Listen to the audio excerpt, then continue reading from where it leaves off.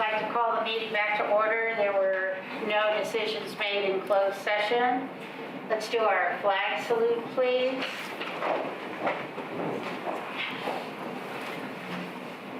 I pledge allegiance to the flag of the United States of America and to the republic for which it stands, one nation, under God, indivisible, with liberty and justice for all.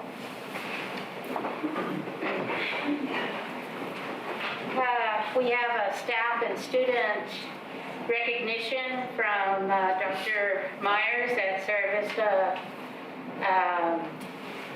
School. Do we have that coming up? Yes, all right.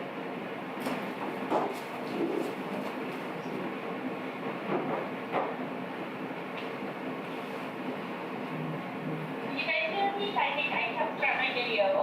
It says the host has stopped it. So hopefully I can get my flag here.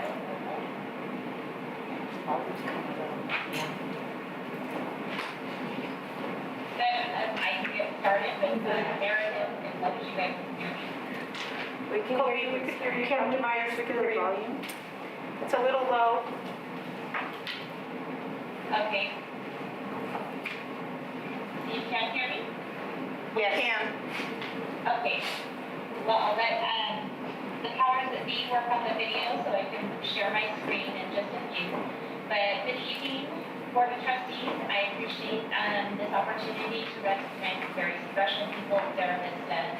And I am excited to bring forth, there, it's going to start my video. Hi, everyone. Oh, there you go. So I just wanted to thank you guys for this opportunity to recognize some amazing people at Sierra Vista, and wish you good evening. So let's go ahead and get started. So we have four fabulous people to enlighten you about. Let me just get to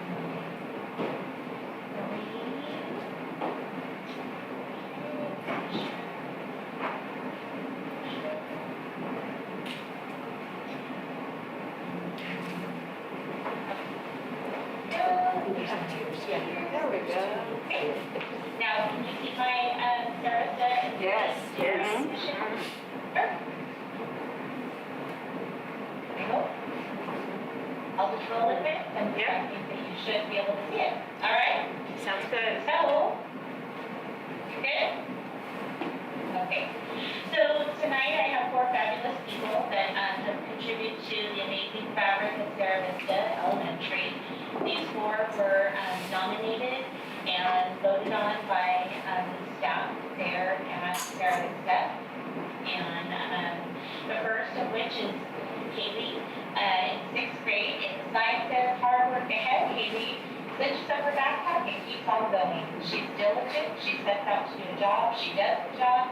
And she's been with us since kindergarten. So we're so excited to have Haley receive this recognition this month. All right.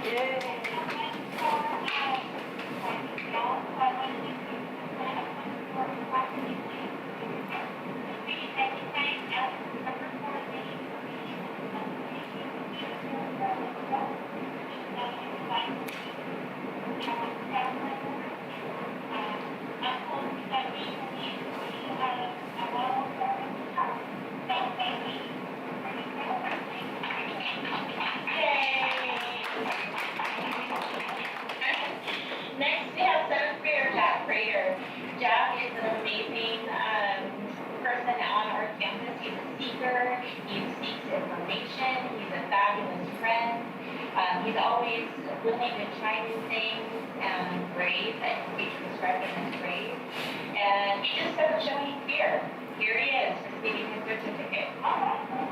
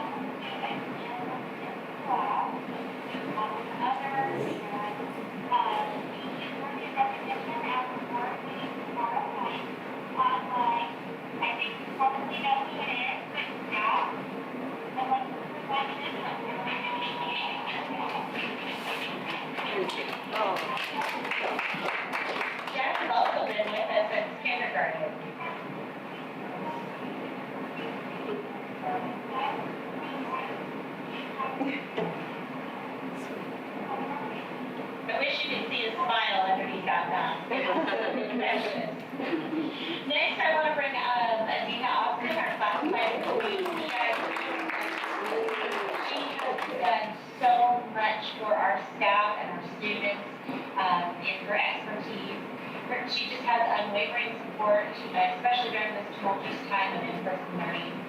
Not only does she attend to a multitude of students' mental health needs, but she's instrumental in the social emotional leadership team.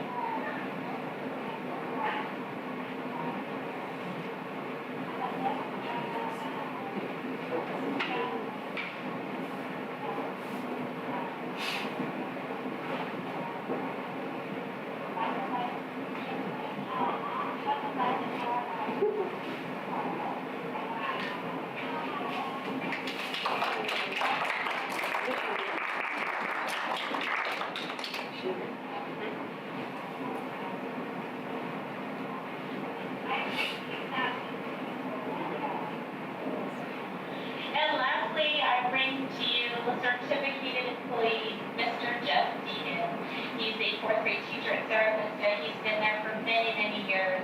He works so hard to attend to every single student's needs, no matter their academic, their social, emotional, or behavioral level. He just doesn't stop. And extra kudos because he survived being my science teacher, so he definitely deserves certificates presented here.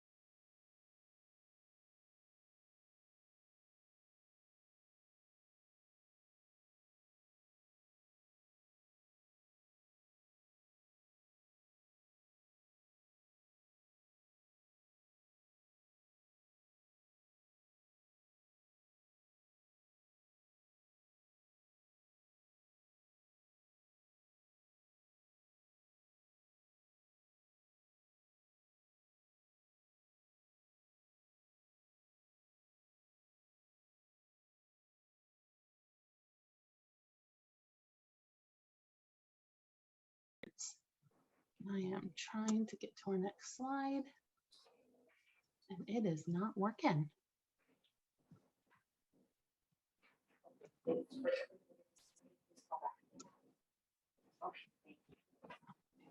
My screen seems to be frozen. Okay.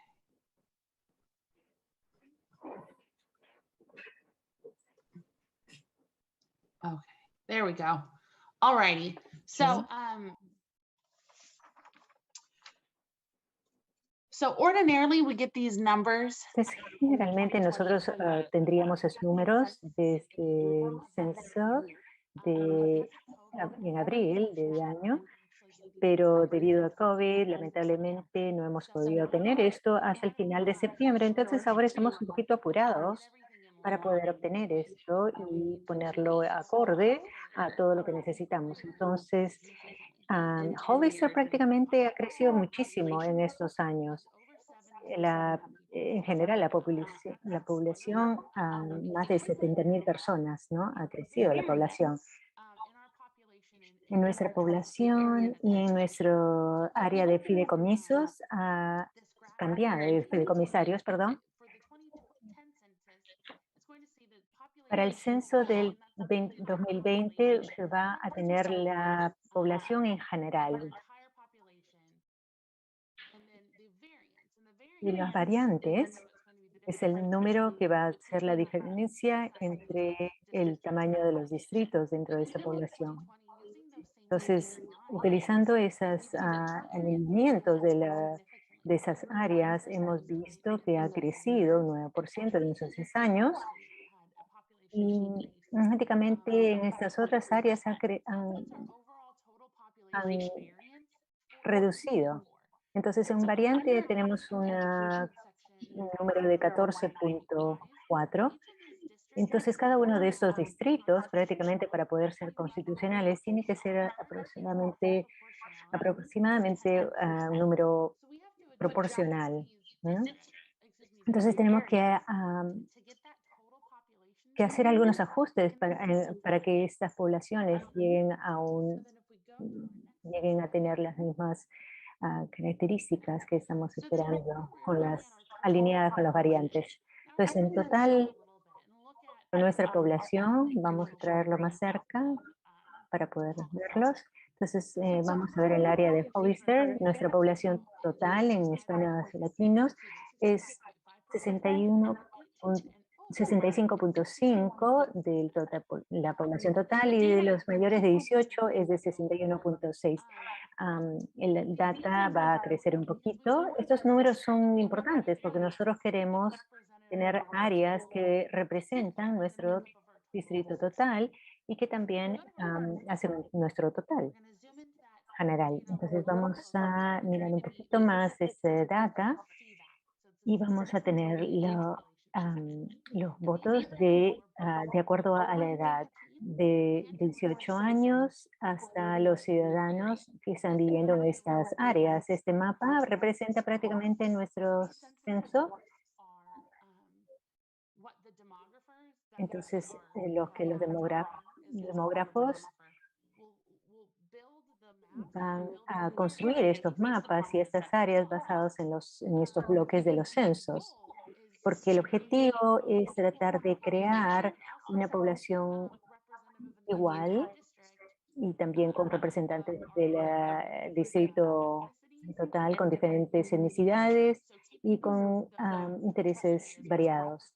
Entonces, es algo bastante proporcional mantener estas áreas, pero tampoco estamos dividiendo los grupos étnicos y tampoco lo estamos juntando en una área, lo cual no está concentrándolo en una área para nuestro fideicomisario.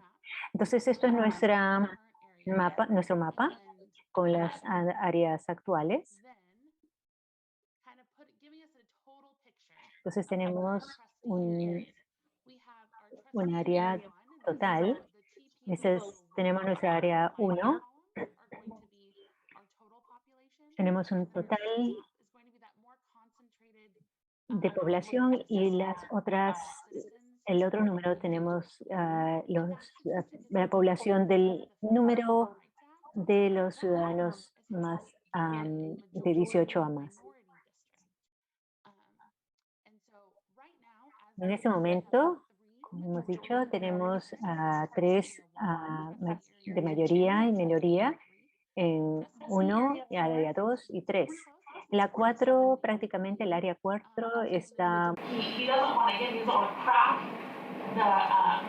our Hispanic Latino voters and put them in order to dilute their voting power. He also doesn't want to pack them all into one area so that they don't have concentrated voting power in other districts, excuse me, in other areas. And again, that's the law under the Federal Voting Rights Act. So when the demographer is putting together our new map, he's going to be keeping all these things in mind. That, you know, the rough proportionality, keeping in line with the Federal Voting Rights Act,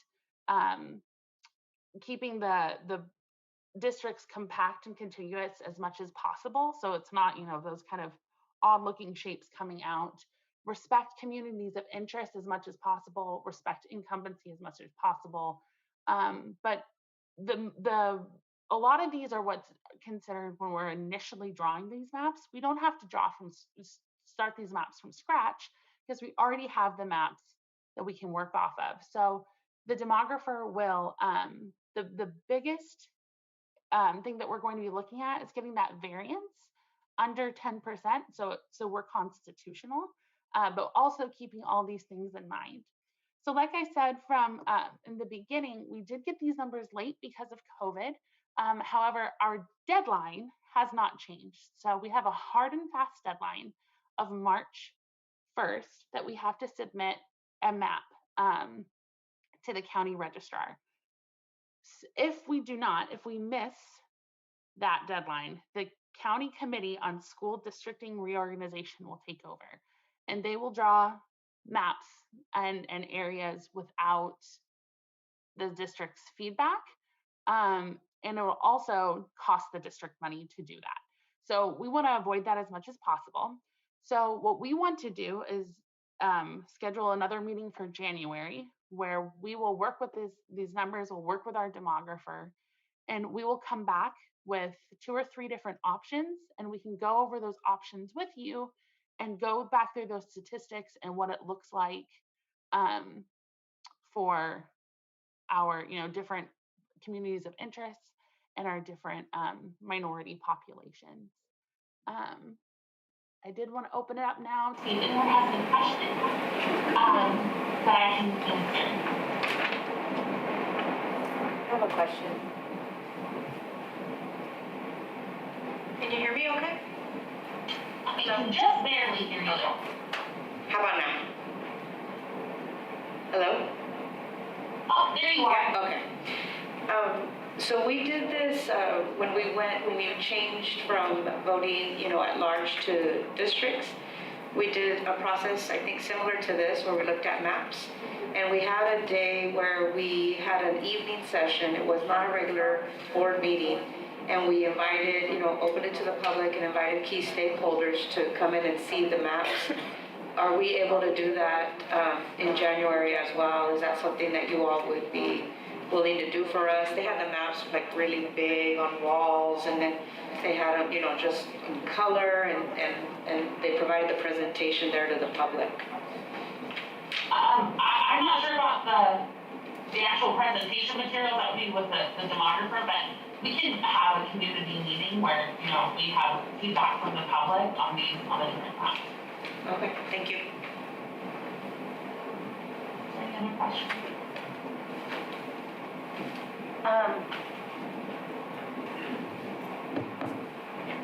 Yeah, my name is Jan Grist.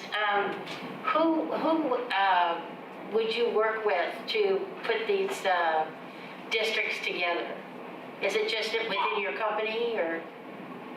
Yeah, so the exact company that we work with is Cooperative Strategies, and this is, I am not a demographer, I'm an attorney. I don't I don't know how to do all this stuff, but the demographer, they are trained and this is their practice. And so they're specialized in creating these maps and making sure that they are abiding by the law, and taking all those communities of interest and all that feedback, as well as trying to get that single digit variance that we talked about. So you're saying that you would come back in January, at our January board meeting, and give us 3 maps to look at? And It like 2 or 3 maps. It'll be for the demographer would make. Again, I personally wouldn't make the map, so I Right. can't speak to the exact number of maps that the demographer will be able to make. But in the January meeting, the demographer will actually be with me, and we'll come back and we'll do a full presentation of our different options given the 2020 census data numbers. Okay, so we're trying to figure out a timeline here. So if you came in January at our board meeting, you would have like, let's say at least three maps for us to look at. And then in February, we could have our community look at these maps, and then decide, how we want to work this. And then we would have something ready to give to our, so that we'd be ready by March 1st. That'd be done in February. Yeah, unfortunately, we got those numbers late because of COVID, but our deadlines did not change. I understand, but you would work with us in that frame. This is how you would work with us? Yeah. Yes? Okay. We just have to make sure we've selected something by the end of February. So we're good, because we've got that week off in February, so, okay. Because we have to have community input. Right.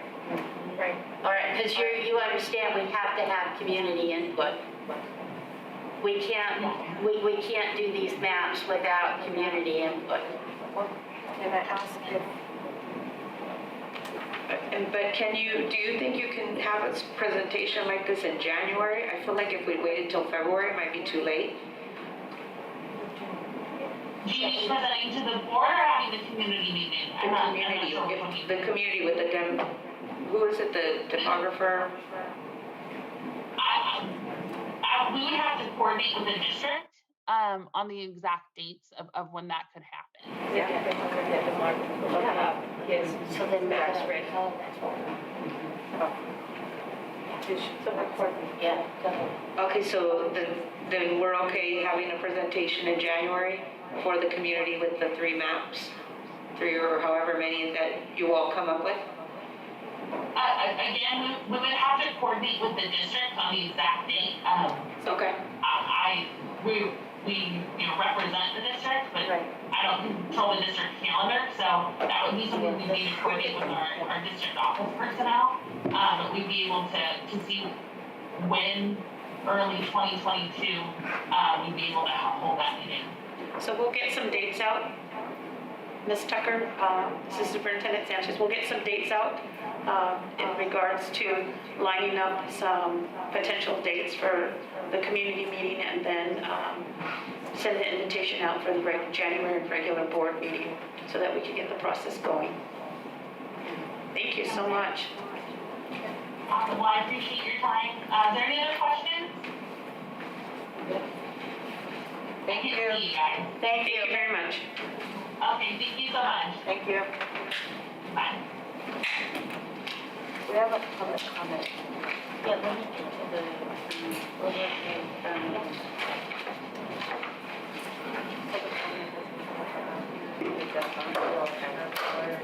Okay. That's why we're going back to the annual organization. Yeah, for 9. Okay. yeah. Should I let go on this?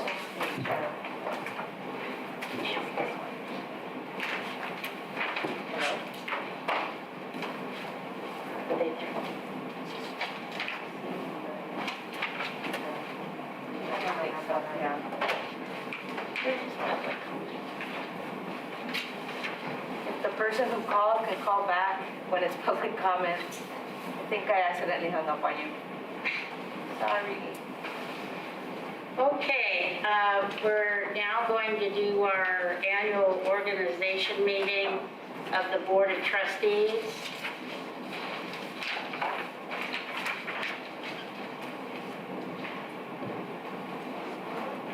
So item 9A is the recognition of outgoing officers.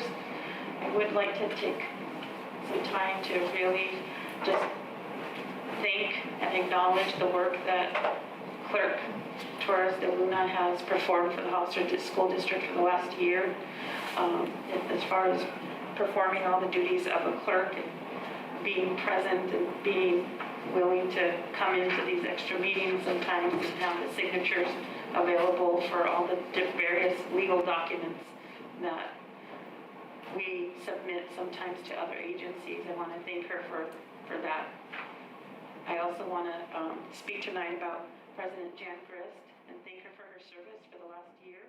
She's a highly involved individual that is passionate about what she does and what she believes in, and she has been quite the president for the last year, and I've had the opportunity to work with her since July 1 very closely and really appreciate everything that all the board brings to the table, but in particular these two members that have really fulfilled their roles as officers, and we want to thank them publicly for all that they've done for the board.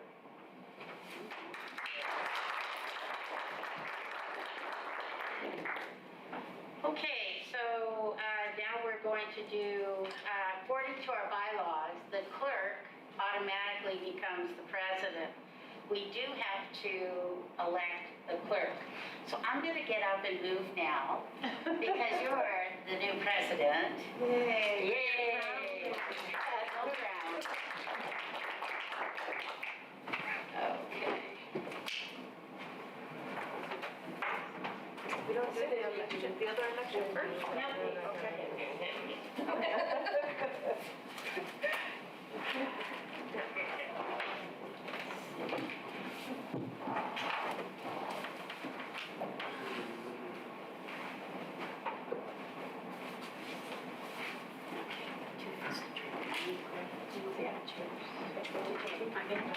Oh, you're gonna sit over here? Change the name tags. Yeah. Oh,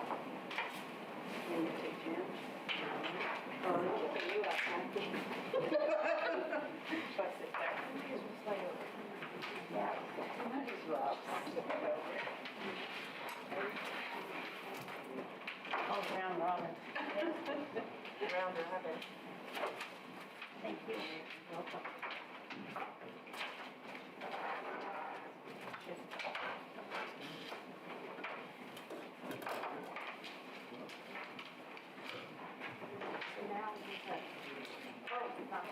Now it's my turn. Oh. Sorry, well, I have imposter syndrome real quick. Hold on. If you don't know what that is, Google it. It's real. Okay, so we're gonna have our election of our clerk. Do we have any nominations for our clerk this year? I make a motion that we nominate Lisa Marks for clerk. Do we have a second? I second that. Do you accept? I accept. Yay! All right, so Lisa's our clerk. She'll be taking the public comments. And hopefully all those in, thank you. All those in favor? Aye. Any opposed? No. 5-0. Okay, so with Lisa, our clerk, whoever called earlier for public comment, please call back after, we're gonna complete a couple of items and then we'll say public comment. And hopefully the person calls back. So next on our agenda, pass it to Superintendent Sanchez on the Hollister School District Governance Team Norms. So we have Item 9C. Oh, 9C. Yeah, I skipped Approval one. of the board review calendar. Oh, So at the annual organizational meeting for the board takes action to approve the calendar. Up on the screen is the version that follows the same format that we've used in the past, board meetings, regular board meetings, fourth Tuesday of the month, with open session beginning at 6, closed session beginning at 5. The one item I would like to draw the board's attention to so that they could publicly discuss or give me feedback on if needed, is that we have closed session scheduled before and after open session. If the board as a collective whole would like to continue with that practice, or if they would like for me to go back and change it, I think now would be the time to let me know what the board's thinking is. So why don't we go just in order and see what you all think about closed session at 5 or having it after? We'll start with Trustee Grist. I think that we should try to keep closed session to 1 hour. And if there's a subject that has to be discussed more, that we should have a special board meeting. But I don't think we should be ending at 11 o'clock at night. Ours were too long. So I think that we need to be a little bit more disciplined and do our 5 to 6, and if we need to have another meeting, then we schedule one. Trustee Martinez? For me, I think it's been beneficial to have this before and after, because I know we don't always get an opportunity to, in 1 hour, discuss all the logistics, especially if it's a very detailed conversation. Having the option to have a continuation of it at the end, I think the disciplining part of how long we go, really, if we're saying a hard stop at 10:30, and if we're able to continue and having the option of having a closed session at the end as well, if time permits. But I think it's important to have it so that we give ourselves and the district the opportunity to complete all of the topics that we need to address in closed session. Trustee Toski? I'm open for either, but if I did have my choice, I'd rather us be a little bit more focused and have only the one closed at 5 o'clock, I think. And we could even bump that. I don't know how you are about getting there, but 4:45 is good, you know. But I probably would rather do that. Trustee Marks?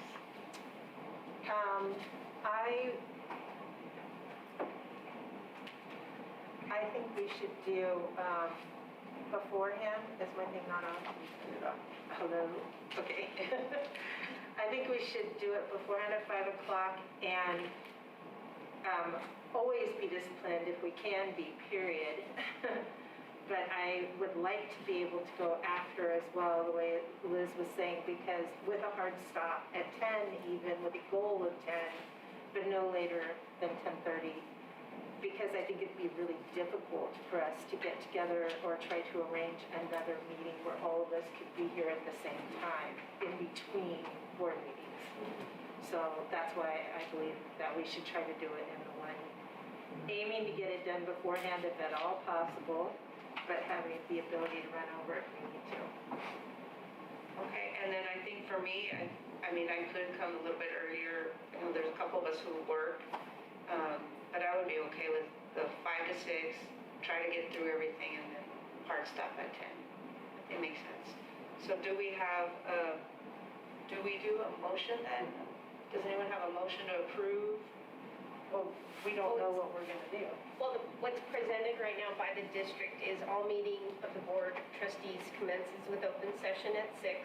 Closed session will be held before and after open session. So that's, Unless the board would say this is Different not. to what's stipulated here.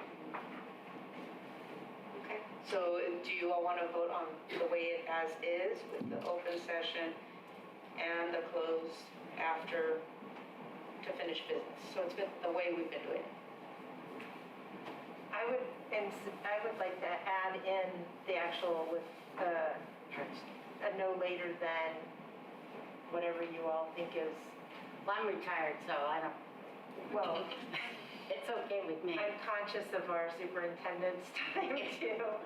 So whatever feels best, a 10 or a 10:30.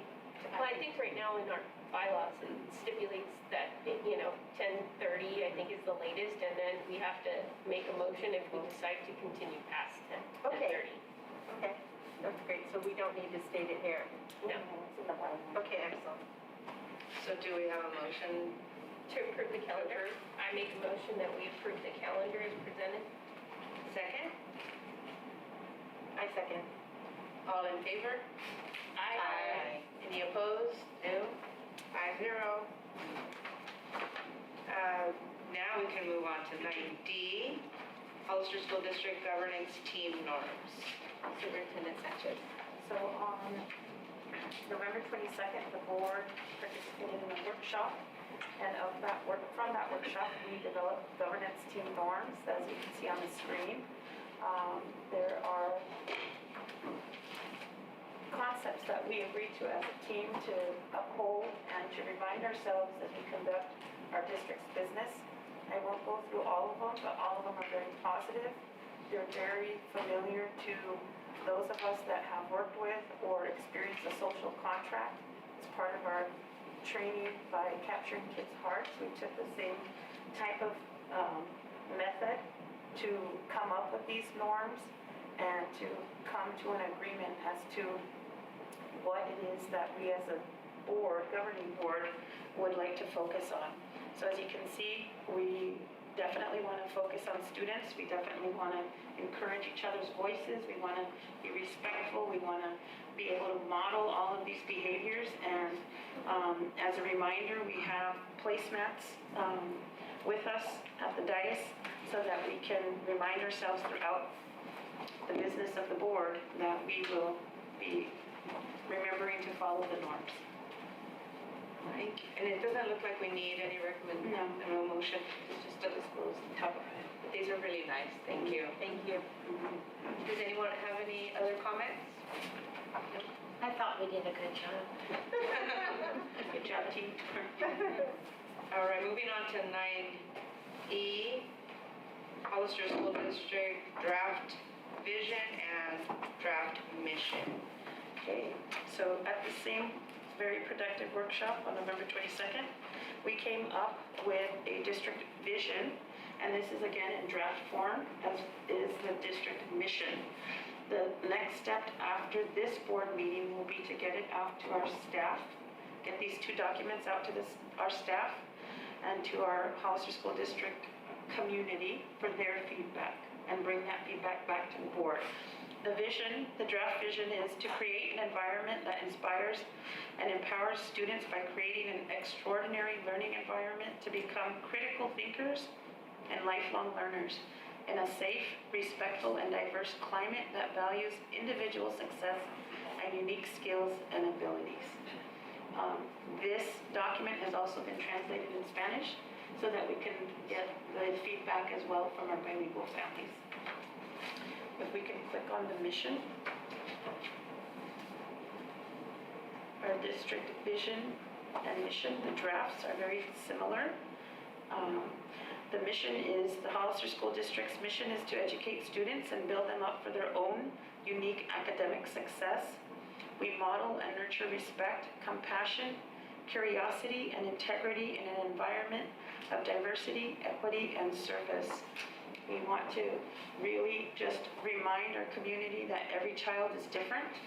Success is going to look different for every child, and we want to honor that difference in every single child, their uniqueness. And we're trying to capture that both in the vision and the mission. Will this go out in Parent Square or? It will go out, yes, Okay. after today. Do you all have any comments? Before, it just says to review, it doesn't say to approve, but if there's any comments from our meeting that we had? I do. In rereading the vision statement today, I saw a little repetition. Yes.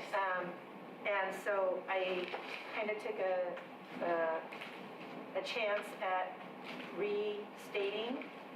And I thought that our vision might read, and I'd just like to get your guys' input, to create space to inspire, to create an extraordinary learning environment that inspires and empowers students to become critical thinkers and lifelong learners in a safe, respectful, and diverse climate. And just leave it at that, because there is a lot of overlap between the mission and the vision. So I'd just like to submit that. I suppose I could send you an email. I just think it takes a little of the redundancy away and still says what we want to say. And we're still going to present this to the community, and we want staff to look at it, right? And we want to be able to have everybody understand it. Because that's one of the things we talked about, right? That sometimes decisions are made, or we talk about, things like this, and we're not sure that it filters all the way through. So we really want to make sure that the community knows and our staff know, and that everybody's bought in. Right. So I think your suggestion, we should keep, maybe you could keep a file, Superintendent Sanchez, and we'll keep your suggestion, and then as they come in through Parent Square, we can add to the suggestions and then come up with finalize. That sounds like a plan? Okay. Any other comments on? And we're not owning, this isn't set in stone, so if you see a better way of doing it, we're open to anybody changing it up. So it's open season here.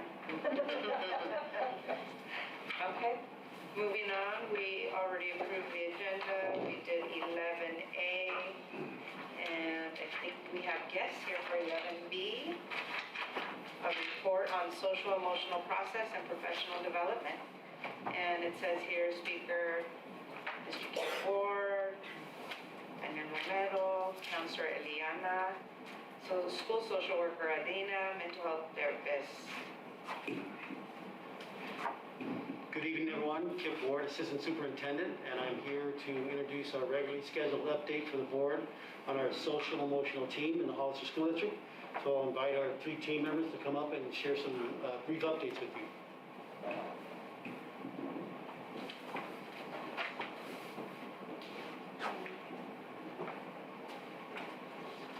Good evening. My name is Adina Austin. I am the mental health therapist for the district. My name is Adriana Delgadillo, school social worker. Good evening. I'm Daniel Romero, school counselor at Calaveras AAA.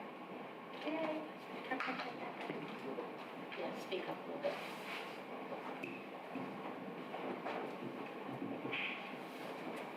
So today we're going to give some updates on just the last time we were here.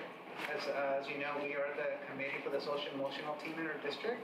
But before we begin, I do want to acknowledge the rest of our team that's been working extremely hard district-wide. They've been really busy, but they've also been really collaborative, and they've also been really flexible as we try to kind of maneuver what the needs are. So they've been really, so we wanted to acknowledge them, all of them. And I wrote down their names because I didn't want to forget any one of them. We have at Rancho Santana, we have Maggie, Arlo Hardin, Rafael. HDLA, we have Joel and Lucia. Mays, we have Luis and Nayeli. And at Rancho, Marcela, Bianca, Veronica. And last but not least, we have Pavandeep at Sunny Slope. And I wanted to acknowledge them because it's been definitely a busy year. And again, they've all been really collaborative and just flexible with the needs of our students. So we wanted to highlight them also today. And we're going to be going over some of the updates since we last talked. We're going to be going over the trends, the PD, some of the supports that we put in our schools. And also we're going to look at some data too that we have for you guys. So we look forward to giving you all the updates here.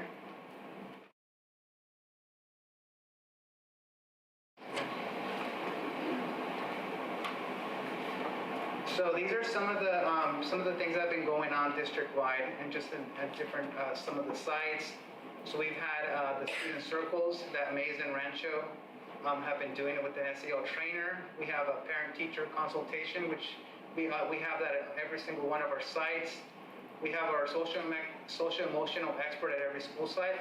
And that's what we call ourselves. Even though we have 3 different roles, we have school counselors, mental health therapists, and social workers, we each call ourselves the social emotional expert at the site. So we are the resource for that site.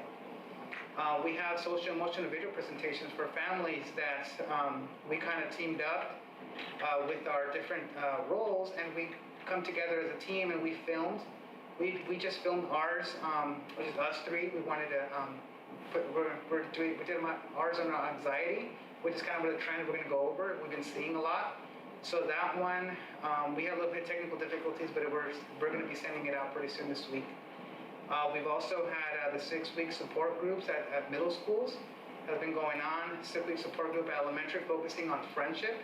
Socialization is big right now, transitioning students back. We've also done the 4-week series of elementary grades on socialization skills. Again, socialization, as you can see the trend here that's happening. Restorative circles at elementary level. Pride time, which is something that Maze has been doing too. And also, obviously, the positive behavior intervention, the PBIS, which is at Maze and some of our other campuses too. And we just... Can you talk about it said silver award? So Maze received the silver award in PBIS. So that's awesome.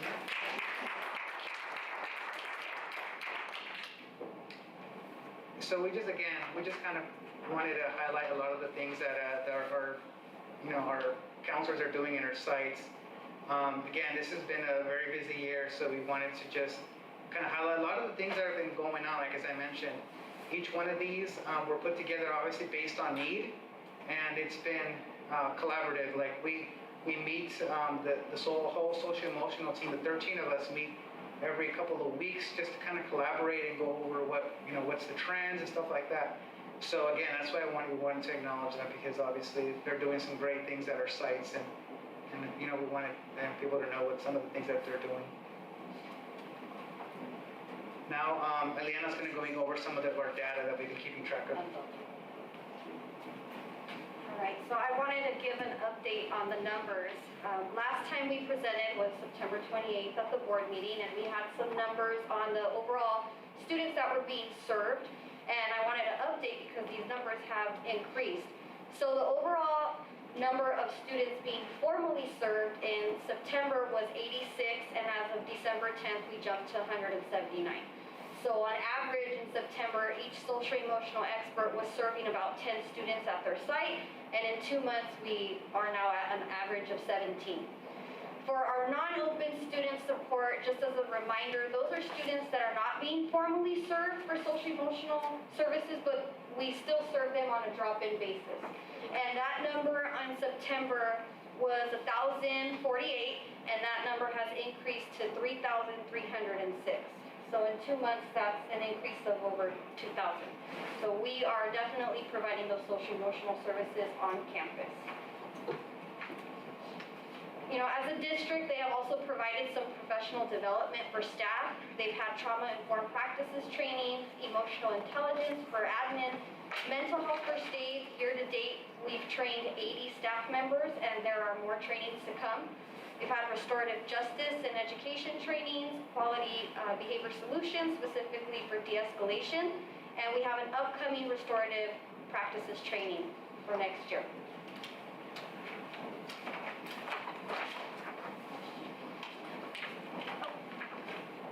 Okay, and as you know, there are sometimes we have situations where we have crisis situations that come at our site.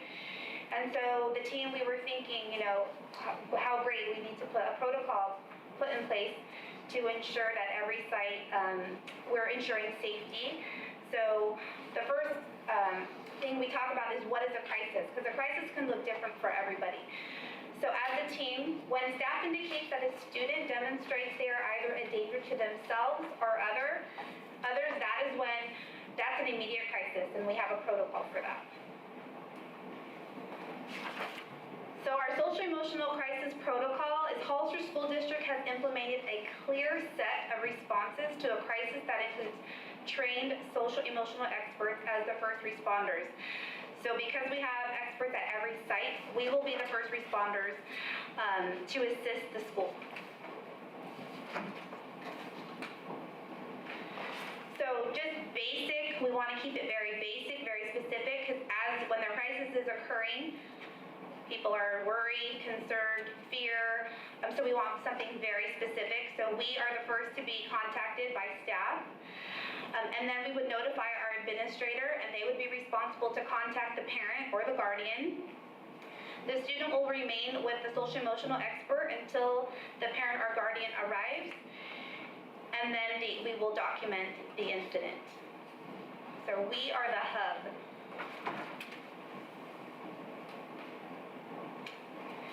And as you know, we've done another survey.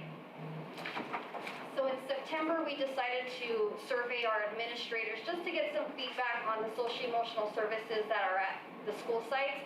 And we also decided it would be a good idea to survey staff. That includes teachers, paraprofessionals, yard duties. We really wanted to highlight the comments, the feedback that was left by some staff members. As you can see, they say that we need them, thank you. It's an invaluable service that was needed many years ago. It's wonderful having a dependable resource to help with our students' needs. Should continue every year at each school site. So we wanted to really highlight the feedback from our staff. And just to go and address the trends that we've been seeing with some of the students, we have been seeing anxiety, some symptoms of anxiety, and socialization skills. So that really helped us with organizing our YouTube presentations. Daniel had mentioned that we're going to be releasing a video on how to support, for parents, on how to support students at home when they're exhibiting symptoms of anxiety. We also have videos coming up that we're planning to provide coping strategies at home for grief and loss, dealing with anger, and also finding a place for parents to create structured routines, just to give students that predictability, especially since we're going on the holiday break. Thank you. Any questions or comments? We could start. Is there do you see a particular, in grade levels, do you see different behaviors in certain grade levels, and can you anticipate, do you see in grades 4 and 5, certain behaviors, grades 2 and 3, certain behavior, does it work this way, what you're seeing, or? When we met with our social emotional team to discuss potential trends, when we're talking about our lower grades, second, third, first, second, and third, it seems like it's more of the socialization skills, right? Mm-hmm. We're learning how to become, how to develop those healthy relationships and those boundaries. When we look at our older students, it's a lot of anxiety. So most of our students that are currently being served formally are in 7th and 8th grade. Mm-hmm. And there's a lot of anxiety, symptoms of, potential depression, things like that. But our younger age students are more of the socialization. And have you had any fear? Are you calling for being, fear of coming to school? Well, we categorize that as anxiety. Okay, right. I think for me, the questions would be in relation to anything proactive that we could build capacity with, either with our teachers or with our staff. Because I know a lot of, we're trying to address behaviors, right? Versus, like you're saying, for a lot of these things, it's giving them the tools, right, that we need to kind of try to have the conversation ahead of time before we see behaviors. And I know for some situations you can't.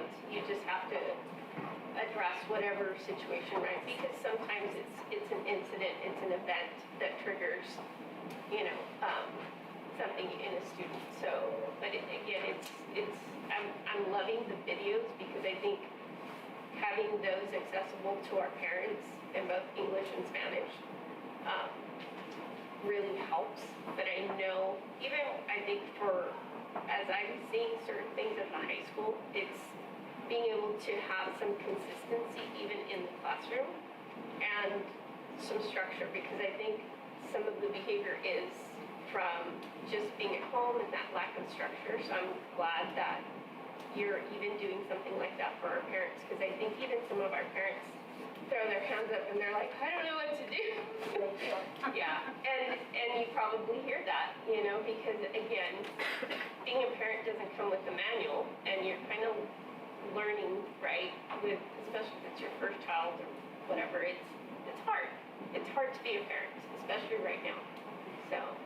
And I know we added the teacher consultation with us. I think we also, I just want to point out that we do a lot of consultation with parents also, that they're just going to call us and just kind of go over things, parenting strategies and stuff like that. So we do a lot of that too. So that's kind of part of the social emotional resource in our campus. That's awesome. And I think it's important to acknowledge that our teachers are really receptive to what we're doing. At least, I feel like we're really appreciated, and they, like Daniel was saying, they will come and ask for support. They've asked us to come in and do observations. So I think it looks different for every grade level, right? Because kinder, it's a little bit more like play and being very specific about structure and routine. Whereas maybe the older kids, it's more about visuals and kind of having a little bit of that assertiveness. So it looks a little bit different everywhere, but it's really great that the school sites are actually asking for the help and wanting, that support. So it's there. It might not just be formalized, but everybody's utilizing it for sure. That's great. I think the videos are a fabulous idea, and I would love to see them. Could you forward them to the board when They're on YouTube. YouTube? Just They're completed? No, they're going to be uploaded this week. We're just finishing up. We ran into a little technical issue that Brenda's helping us with. But other than that, the anxiety ones should be out pretty soon. And then they're going to be scheduled for the rest of the other topics. And those are going to be represented by each one of our other sites. They're going to be doing their own too. Yeah, but Gwen in special ed has done several videos that I've watched, and they're awesome. So maybe when you all complete the video, we could just get. Thank you. I would That's love to great. watch it too. Yeah, that's great. We'll be sure to send you our schedule when we're sending them out. So we've completed our first one, and that will be the first one that goes out. And then February is our next, and then we have March, and then May. Good. So we'll make sure that you get a copy of those. Thank you. I think it's great. I think just to echo, I think what Liz was talking about in terms of prevention, just some ideas that you all might, I think right now you all are, dealing with the crisis of everything, right? So not to give you more, but maybe, I'm sure you all are talking about what to do in the spring as far as, okay, now we've stabilized this, now what do we do in terms of, I think it's more the prevention of, right, with the pandemic. And then I'm just curious if for the data, if you have it, but it would be nice to have it, you have it verbally, but it's not like in the slide, right? It would be nice to have by grades. I was curious too, do you see more with middle school? Do you So we see- have that information for you, so we can share that. Yeah, just email it if you Okay, can, just okay. email it to us, Okay. to Superintendent Sanchez, and Okay. then she can get it to us, and then so I think what's important is the ages, grades, trends that you mentioned, and then schools, like is there certain schools that are more, Oh, that's a good one.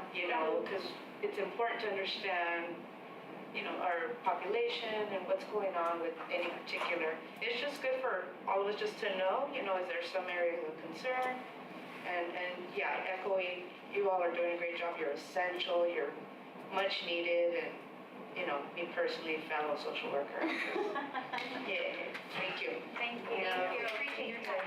Thank you. 11B, 11C, report. Oh, right, thank you. We had another phone call, and I thought I put them on hold, but I think they hung up. we'd like you to call back and we'll interrupt and we'll take your comment if you could. So please call back, we'll stop everything and we'll make sure the person gets on public comment. Thank you. 11C, report on number of classrooms and enrollment district-wide. Superintendent Sanchez. So good evening. Good evening. Tonight I will present on, as the board has previously requested, a report on the amount of available space in the district, school by school, the enrollment, and some of the needs that we may have looking into next school year to accommodate our enrollment. Next slide, please. So our first school is Calaveras and AAA. As a total, they have 29 classrooms. The grade span for Calaveras is TK through 8th grade currently. For AAA, it's 5th through 8th grade. A combined total on that campus, there's 728 students. Some of the needs that we as a governing team know that historically they need a multi-purpose room or a gym, but they also need additional classrooms. So Calaveras right now has 3 4th grades, I believe, that will feed into 2 5th grade classrooms. So there's 3 sets of 4th grade students that will feed into 2 5th grade classrooms. A solution that perhaps we can look at is that we allow for AAA to open up their 1 4th grade classroom to help alleviate the load on Calaveras. About a year ago, there was a decision made that a call for AAA to close down their 4th grade classrooms and therefore making it 5th, 6th, 7th, and 8th.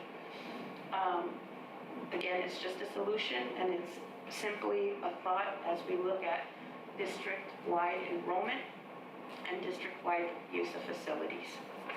Our next school. How many classrooms are we going to need at Calaveras then? We would need probably 2. So we're looking at least 2? At least 2. For next August. For next August. Okay. We could also use mitigating factors such as the one that I spoke of, or cap the campus and say that it's closed to certain grade levels, which is something that we do on an annual basis to specific schools. However, Calaveras and AAA is one of the sites that does need portables. So, forgetting about the 4th grade, let's just say we kept it the way it was. Would we need 3 then? Or if we kept it the way it was, we would be fine, I would say, with 2. If we did not see an increase of enrollment, we might be able to do just 1. I foresee that there will be an increase in enrollment due to the developments on what this. Right, yeah, right. Okay, thank you. Good questions. Thank you. The next school is Cerro Vista. There's currently 35 classrooms. Currently, it's a school that runs from TK to 7th grade. The enrollment is 544 students. The need is, as we know, a multi-purpose room or a gym. Next year, they will need to open an 8th grade classroom. There are currently 4 classrooms that are used for programmatic needs. For example, an intervention class or an after-school program. Those 4 classrooms, if we needed to, can be used for rostered classrooms next year. So there's 4 of them at that school. Will that cover the needs of all those homes that are being built? For now, yes. Have we checked with the developer of the one closest to St. Benedict's about how many homes they will have? I don't know. I have not checked with that developer. So we really should check with that developer to see how many homes they'll have built? Yes. Yeah. Okay, because that'll... There's 2 developments there, right? Right. Roberts Ranch and then the one that's closest to... yeah, I think it's called Montclair, yeah. We need to find out what their game plan is.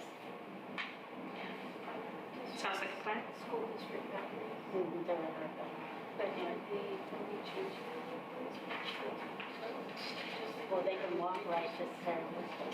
We're all listening to you. Talk louder. Can you say that louder?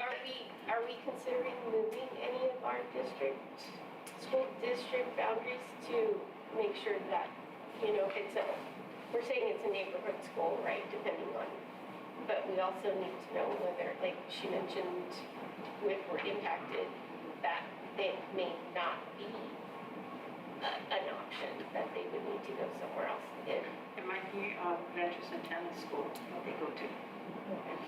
So, if we go through the next one, I think as a collective whole, this will give us an idea district-wide. I just want to make sure so I understand. So at present, with those 4 classrooms that are being used for other programs, we're okay.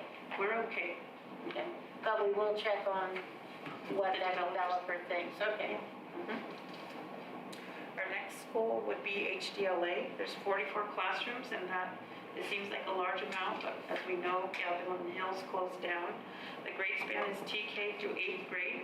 Next school year, HDLA will open up 2 new additional 8th grade classrooms, so that they have the 4 total in 8th grade. The current enrollment is 817. With those 2 8th grade classrooms opening, they still have 2 classrooms for program meetings, so they're okay. It is a very large school, but facilities-wise, now that HDLA is on its own, it's okay. Next school is Lad Lane. There are 38 classrooms. The grade span is TK through 7th grade. Next year, they'll open up their 1 8th grade classroom. After the 8th grade classroom opens, there will not be any available classrooms.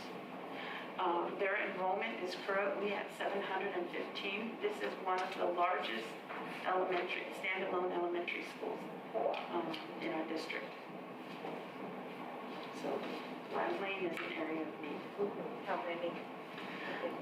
I would say if we ever had an influx of TK students, at one time we had 2 TK classrooms, now we're down to 1. We would need to have, I would recommend at least 1 other classroom to accommodate for growth within the grade span. Minimum. Is there room at Ludwig? Oh, yeah. Yeah. By the field? Right, okay. Facing Union Road, there's mounds of dirt. Yeah. Next school is Rancho San Justo. There's 43 classrooms. Grade span is 6th through 8th grade. Enrollment is at 577 students. Currently, there are 3 classrooms available, and they're being used for programs. Rancho San Justo, due to the other schools and Mays picking up the 7th and 8th grade, they should be fine. Can you clarify when you say program, what does that mean for everybody? And who are we displacing and how are they gonna? Good question. So it's different for every school. For example, some schools use a classroom for the intervention teacher to hold intervention groups. Some schools might have classrooms for the YMCA after school program. Some, like Mays, has the GASA program in a classroom. Yes, sorry, that was that. It's okay. No? Oh, Okay. All right. So for elementary, sometimes might have a band room or a sort of like an equipment room or a storage room. Not all schools are lucky enough to have that extra space. So it's just different. Whatever the program needs, that's what it is. where would they go? We would have to find a spot or tell them we don't have room at that site, particularly if it's outside agency borrowing one of our rooms. Unfortunately, our enrollment is growing, so we're going to need to have to use our facilities for our students and our classrooms and our teachers. Okay. Next school is Mays. There's 41 classrooms. 6th through 8th grade is the grade span. There's 537 students. There's currently 6 classrooms that are used for programs. 2 of which I know are allocated to the GASA program. There's different things that they use it for, but Mays has room to grow. The school that's next is R.O. Hardin. This one's a little bit tricky because it is impacted most definitely. There are 21 classrooms. This past year, it might have been a year ago, they started to also use a room that used to be like a copy room. So it's not technically a classroom, but they are using it for an academic program. There's 464 students, and most definitely R.O. Hardin is impacted. It's unable to grow because of its shared space that it currently has. That's something to look at in the future in regards to our conversations with Hollister Prep School, and so that we can see how we can benefit both R.O. Hardin and our obligation to Hollister Prep School. We had talked about, because they have such a big play yard area, that we could add portables in the grass area. Is that still possible or no? I think that there's a possibility for it. We would have to, get the state approval and have the finances for it. But it Are is we going to definitely- have enough room next year? For R.O. Hardin stays as is. Unfortunately, it doesn't grow. It can't grow because of the limited space. It is one of the schools that stays status quo in regards to their size. So what are we going to do about the children that are moving in that area? So the students typically get displaced to other schools. Some of them have to go to Galavetta School. Some of them have to go to Sunny Slope. Some of them get picked up by Hollister Prep School. But R.O. Hardin historically, now for a handful of years, has remained at this size because there's not room for growth. So it'll be something that, as a district, we need to look at to see what solutions we want to bring forward for R.O. Hardin. Okay. Our next school is our newest school, Rancho Santana School. There's 34 classrooms. There's 568 students enrolled. There's 5 available classrooms that will allow for growth and perhaps overflow from the other schools to Rancho Santana School.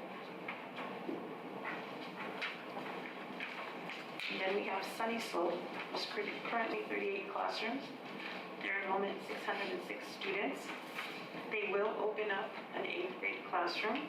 So 4 classrooms will be available after that program, after the 8th grade classroom opens up. Currently, those classrooms are used for program needs, whether it's intervention, whether it's after school, but they do have room for growth, just not a lot of it as well.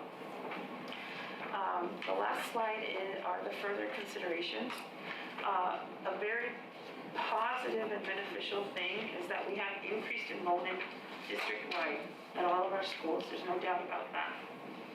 We have currently a class size memorandum of understanding with our labor partners, HESTA, that allows the school district to have a TK to 3rd grade district-wide average of 26 and a half students with a maximum cap of 29 students. This agreement will expire on June 30th, 2022. Without the agreement, the district will need to hire more teachers and open up more classrooms, which will impact our facilities, and we'll have to deal with our budget constraints at that time should an agreement not be reached. There are also 190 students on RISE that at any given point or next year, may reintegrate onto our physical campuses. So all those enrollment counts may go up by, variable that we're not sure of if our students on RISE opt to come back onto our physical campuses. So preliminary information, but it gives us something to think about as we prepare for next year. Questions? Do you want to go in a row? Comments? Sure.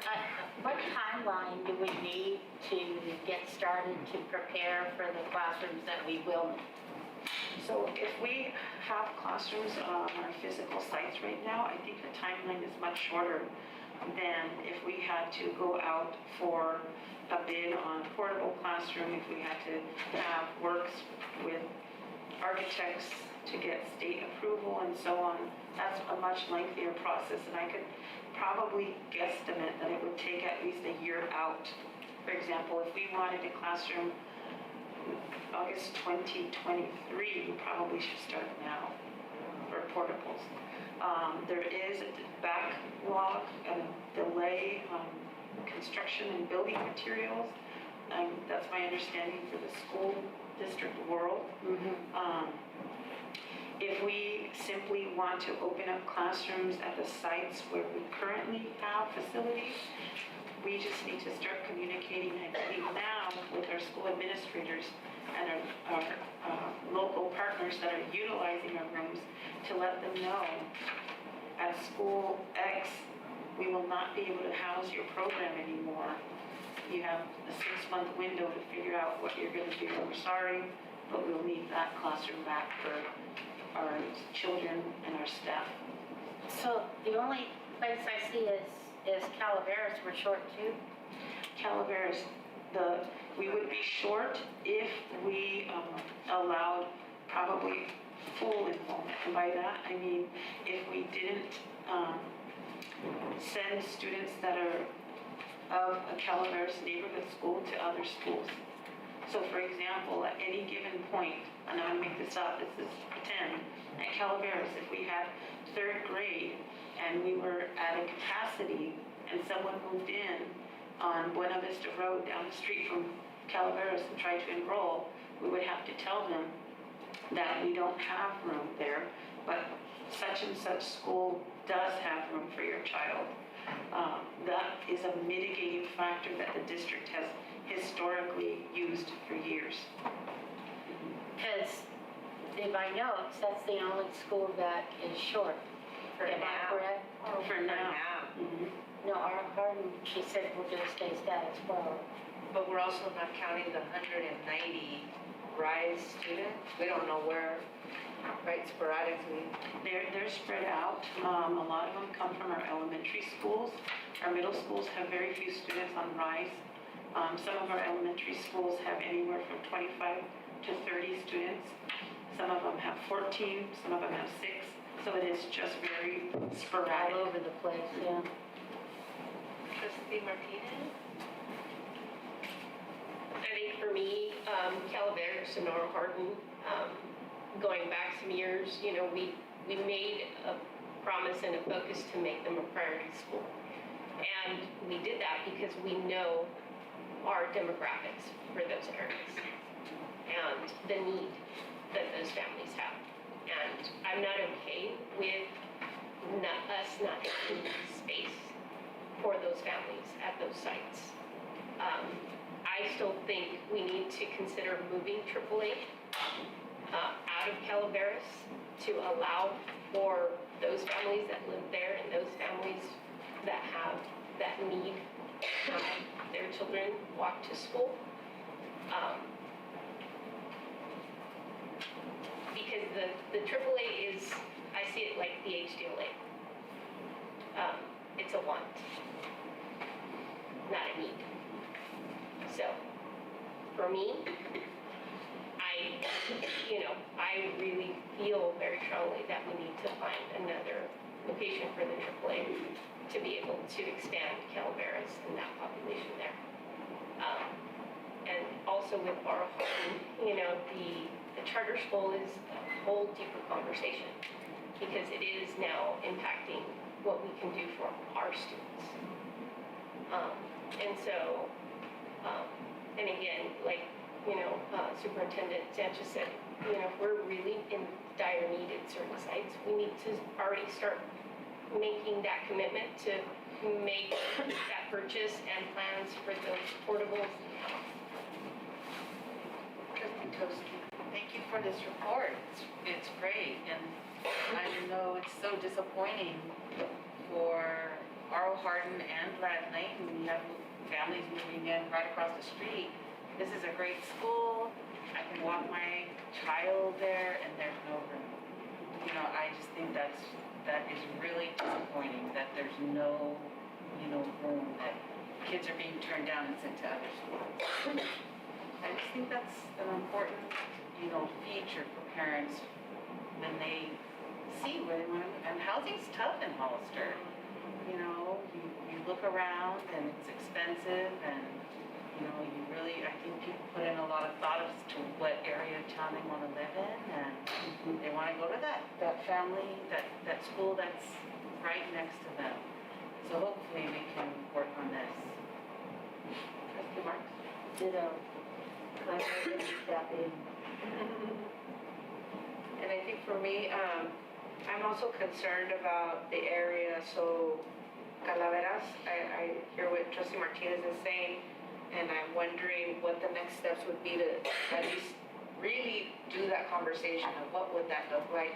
What school, I mean, I don't know, you know, I don't think off the top of your head, but maybe, you know, this could be like a future agenda item to figure out where can they go, AAA. And then I think the other one is the R.O. Hardin space. You know, what could we do creatively? And maybe we could talk more about when we do our board member reports of our visit to Hollister Prep. And then I have one more of that. Okay. I did want to say that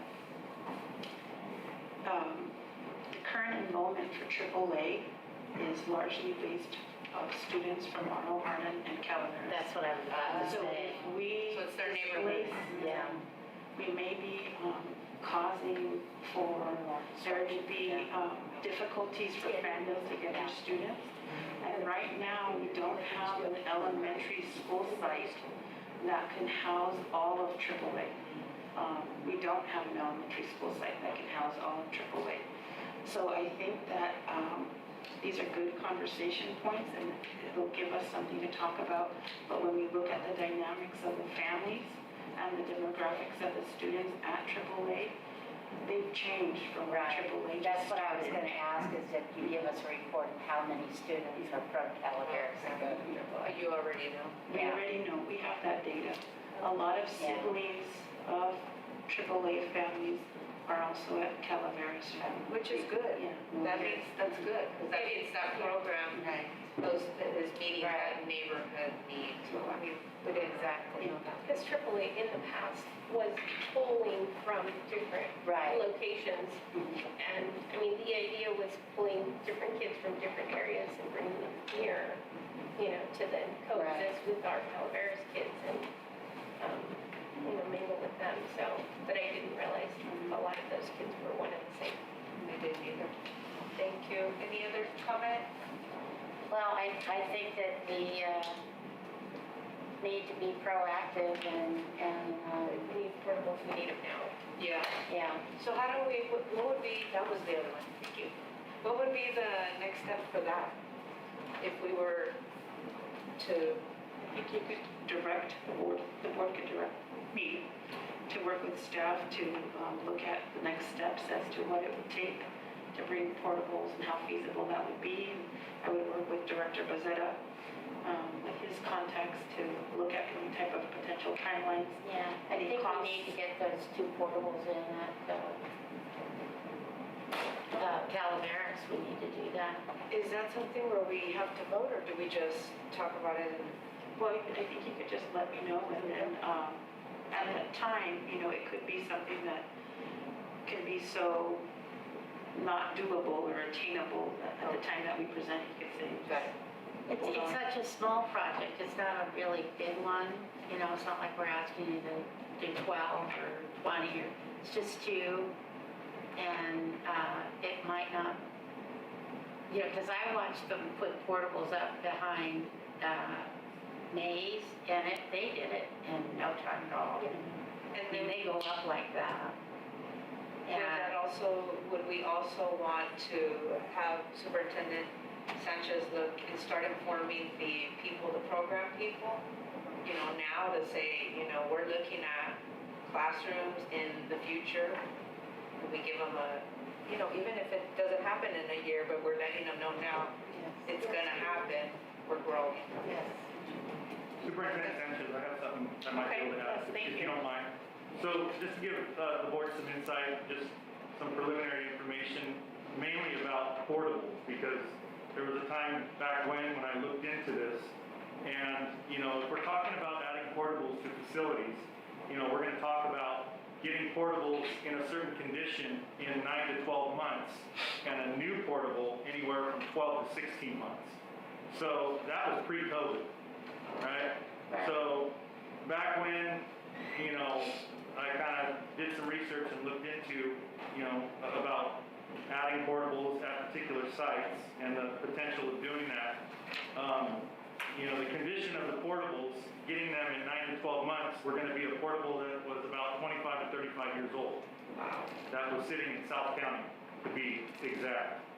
And, you know, with the contacts and the relationships that I've built in the time that I've been here, certain individuals who are, you know, very privy to other information that's happening out elsewhere, you know, made it very clear about the condition of these portables that we would get in 9 to 12 months. And it wasn't something I was advised that the district would want because of the condition that they would come in. So again, that's pre-COVID, right? And if we're talking about a new portable, we're talking about going through the process with state architects, and, you know, any kind of soils engineering and other things that need to take place. So you're looking at a process that's going to take us anywhere from 12 to 16 to 18 months to get new portables that I think the district deserves. You know, and I can share that information. I can do some more research based on real time now, you know, in our current conditions and materials and whether or not we can get these kind of materials and stuff. So, you know, I think back when we're talking about portables that were added elsewhere, you know, of course, things were readily available. Things were, you know, the materials were there, the manpower was there, and people actually wanted to come and do the work for you. Now it's a little bit more difficult trying to find individuals that will not only be able to supply the materials, but also come and do the work. So I think that's pretty accurate in my assessment based on looking into this about 6 to 8 months ago or so. I think it was. So hopefully that's helpful to the group. Thank you. So it sounds like we are in agreement that we do want a presentation though, I mean, that's good to know. Yeah, I think that I have seen the used ones that we have used before, and just like anything else, it's, you know, we have to be careful. And we'll just have to see, you know, what the market is and what we have out there. I would personally not be opposed to a used portable, not maybe that age. And we'll just see what we find. You know, we gotta hunt and do the best we can. But I know our district has done it before, but not 25 and 30 years old. So if that's all that's out there, then obviously maybe not. Yeah, and what we're talking about also is already a pre-approved modular, right, you know, portable that's already approved by the state architect to take from one location to the other. So we're talking not having to go through that approval process, planning process, but finding something that's already approved. Yeah, that, you know, so that's another aspect of this that we're going to have to consider. Right, also. right. Yeah. There's a bunch of little idiosyncrasies that are hard. Nothing's easy. Yeah. Yeah. Any other comment? The other question that I had was, you know, on the need for the multi-purpose room or the gym is, because that purchase was contingent on the state matching funds.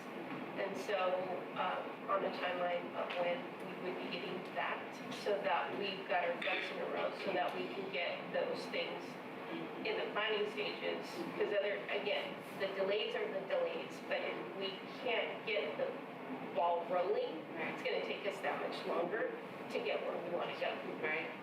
So we don't have an estimated date yet in regards to the state matching funds. As we know, that takes years. We just got towards the end of last school year, the $1 million for the renovation of Calaveras. I believe that was tied to the air conditioning units. Yeah. And then another $1 million for Sierra Vista, and that was done how many years ago? So it is. Terry McIntyre type. Yeah, a few superintendents ago. So it is quite a delay. Yeah. The reason why I listed them here is because I know that periodically it comes up at the board level that we don't want to forget, that we want to, build a multi-purpose room or gym for service to Calaveras School. Is there a way of getting, like Liz said, getting like things ready to go, so when the money comes, we can just start to jump on it? I guess what we're saying is like, can you have companies and plans ready to go when the money is released, or do you have to wait? Yeah, because that's, my question is only because I see the high school.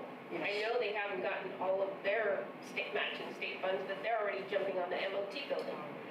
Yeah, well, that's in place, that's like starting, they are already moving ground.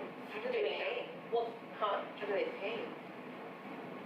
They're either getting, like to finish the projects, they'll get loans to complete the project, and then when the funds come in, they'll pay it all. But again, because we know, I only see because of what I see, but that's my thing, it's just, I want us to not let time go by, because it just lingers everything even longer if the timelines are delayed because of all of the I think, a good point. I do think that there is a risk to, allocate resources to hiring architectural firms or different companies to help us prepare plans. If we know that we've waited at minimum 5 years for, state reimbursements, that we're at the mercy of the state selling their bonds, and that's if they sell their bonds, then that's when a reimbursement would come.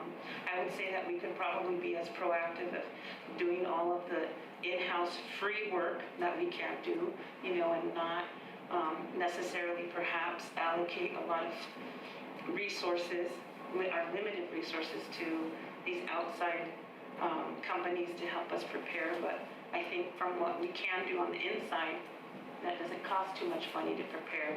Most definitely, and part of that preparation is the work that Director Bazetta can do to get the information as far as what the timeline might be, what the requirements can be. That way the board is aware of what the costs will be as well, and can make the decision as far as whether or not we want to allocate investment in building portables. Do we know exactly like where we would put the portables and where we would put because I think they should be gyms, not rec rooms, but I mean, do we even know the site where we're gonna put these things that we, good question. do we have those ideas already in place and maybe surveyed, or, I mean, do we know where we wanna do this? I do know about maybe 2 and a half years ago, 2 years ago,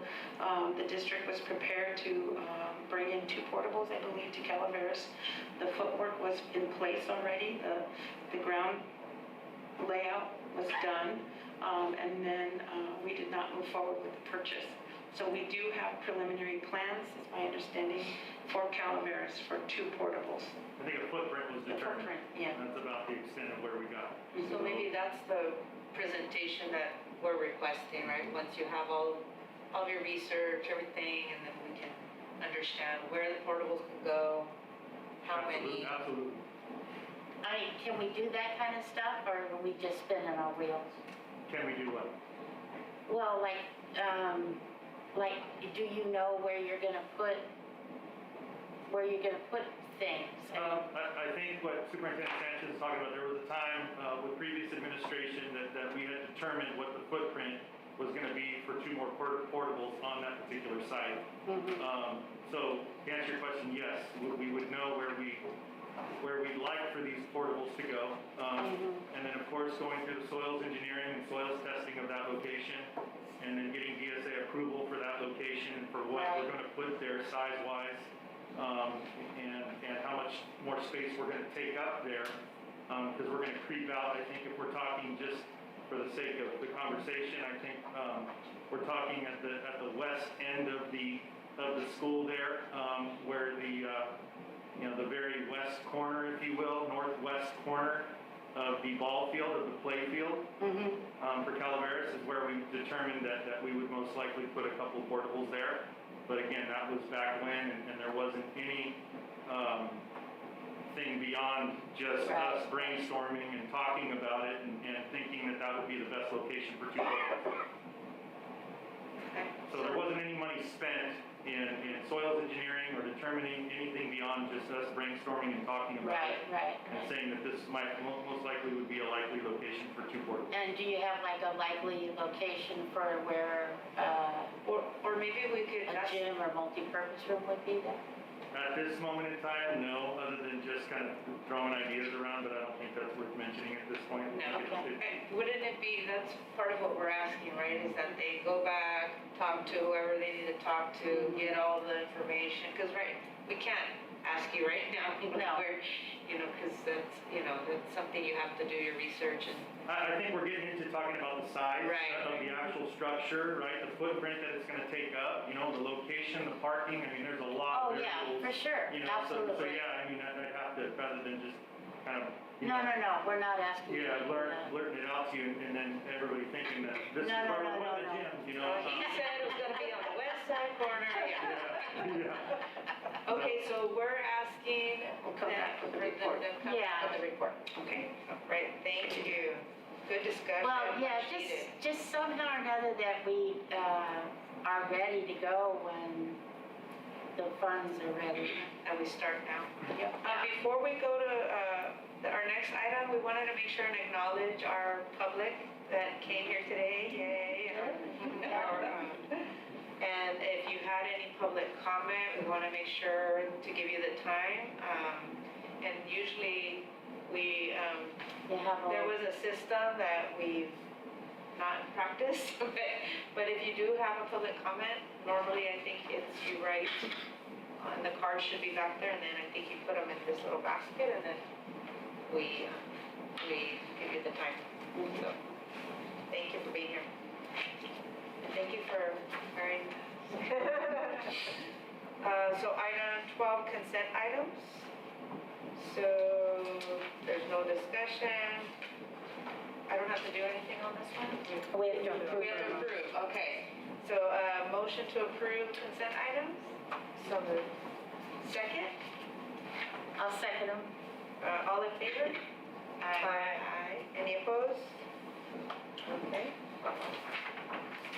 So does that mean all of these, or All the way down all to, the votes? To 13? all the way to number 13. Okay, so 13, approval of minutes. This one was separated out to make sure that we have the time to approve the minutes as is. Do I have a motion? I'll make a motion that we approve the minutes of November 16th, 2021. Second? A second. All in favor? Aye. Anyone opposed? Don't forget to ask for discussion. Thank you. Any discussion? No, I haven't asked for that. Thank you. Thanks. So before you call for the vote, then we do discussion. Okay, before the vote. Yeah. Okay, any discussion? No. No. And then we voted. All in favor? Yes. Yep. Thank you. 14, discussion action items, approval of 2021-2022 first interim report, and we have speaker Lisa Wiggins. So I'm going to get this presentation started for it. The first interim report is one of the first budgetary cycles, the processes within the school district once the budget is adopted in June. And it reflects the spending that has taken place, the expenditures on our behalf from July 1 to October 31st. And we have been looking at the school year through the lens of deficit spending because we are deficit spending currently. Our interim director of business services, Lisa Wiggins, has worked with our consultant, Laura Pham, to conduct and perform the duties that are required to complete the first interim. And we have Laura on Zoom right now. She'll be also joining us. We also are working with the same company. We have another consultant named Michael Bishop, who has been instrumental in guiding the process as well. We're very appreciative to both of them for the work that they've conducted so far in guiding the district through this process. The process itself could have different outcomes, and they're listed here. One would be a positive outcome, one would be a qualified outcome, and one would be a negative. Positive would mean that the district is projecting to meet all of its financial obligations for the current and 2 subsequent fiscal years. Qualified is that the school district, based on its current projections, may not meet its financial obligations for the current and subsequent 2 fiscal years. And negative certification would mean that the school district, based on its projections, is not able to meet its financial obligations for the current and 2 subsequent fiscal years. Currently, we're looking at a qualified certification of first interim, which means that we may not be able to meet our financial obligations for the current and subsequent 2 fiscal years without a plan of reductions in place. So with that, I would like to hand over the presentation to, I believe it's Laura. Ms. Laura Pham is on Zoom for us. She's our consultant.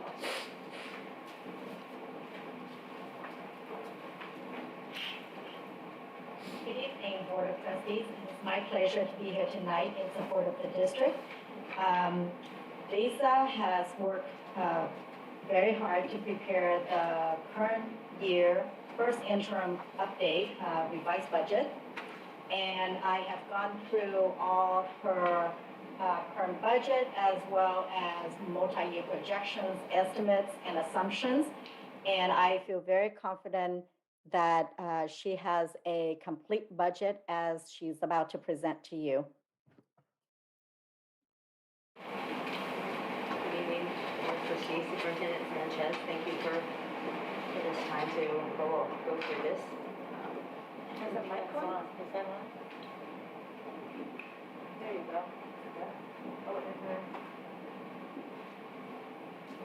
Chip's got it.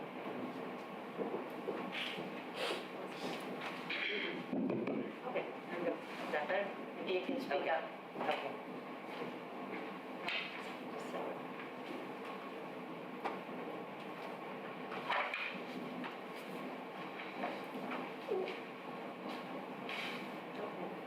Did that same thing that happened with the attorney? Yeah. To infinity and beyond. Little Toy Story. Okay.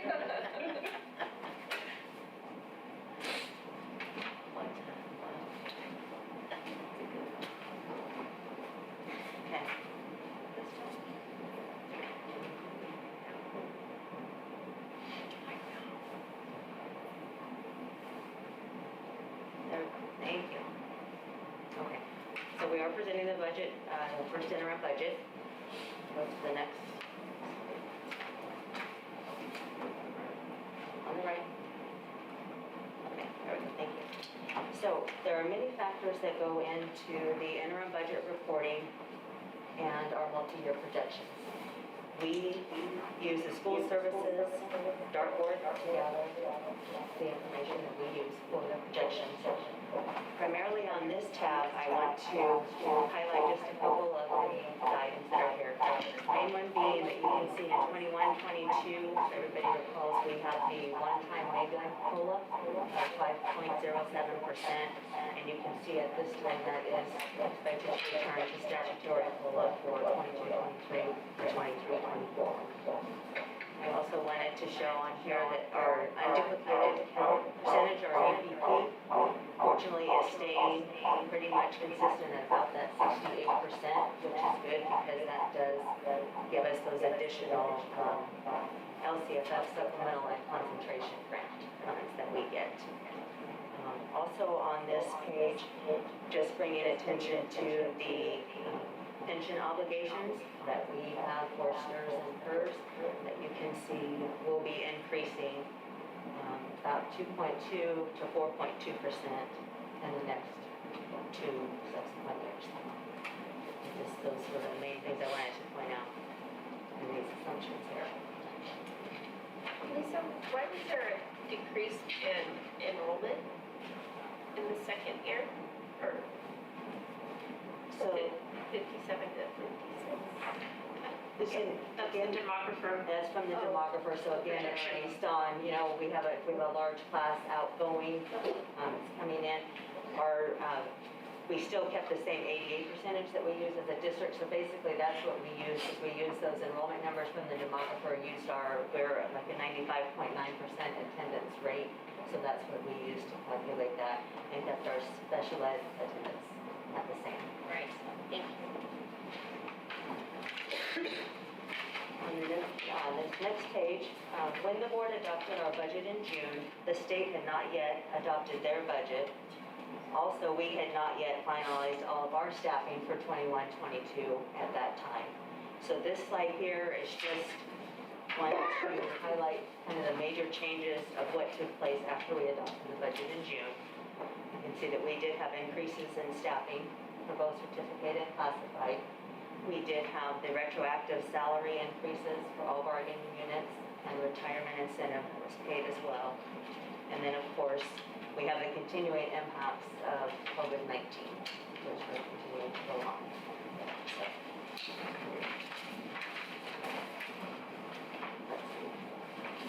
Next slide, again, it's just highlighting, kind of breaking down for everybody to see our general fund revenues that come in. We've got unrestricted and restricted general fund.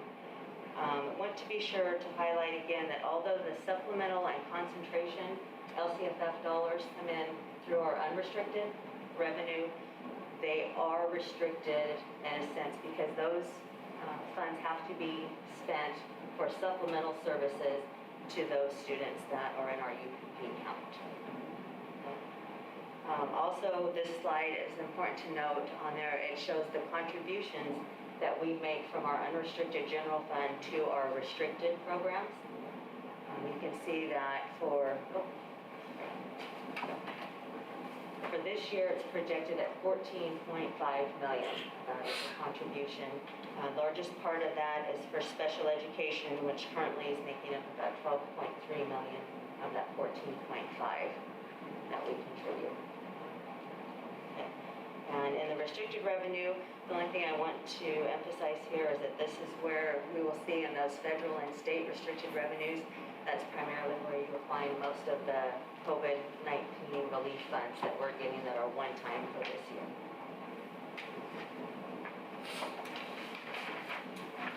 On this slide, it just is a different graphic just to show the different components of our LCFF revenue. Again, just focusing, you see where most of it's driven from our ADA. We do get those, the base grant, the rates of adjustment are based upon our attendance, our ADA. And then the other piece to really focus on is those supplemental concentration grant dollars again, which are to be spent on those three there that show the unduplicated pupil count, which is our English learners, our English learners, foster youth, and our low income population. So.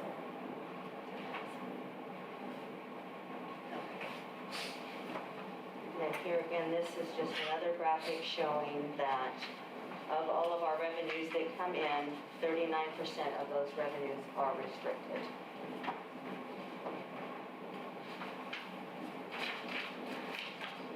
Next is for our general fund expenditures. Again, we've shown them as unrestricted and restricted. Biggest piece on this slide is just that we can see that employees' salaries and benefits make up the largest portion of our expenditures. And then just wanted to make note on that piece that we have at the bottom, the transfers out. That transfer is actually an agreement that we have with the city of Hollister.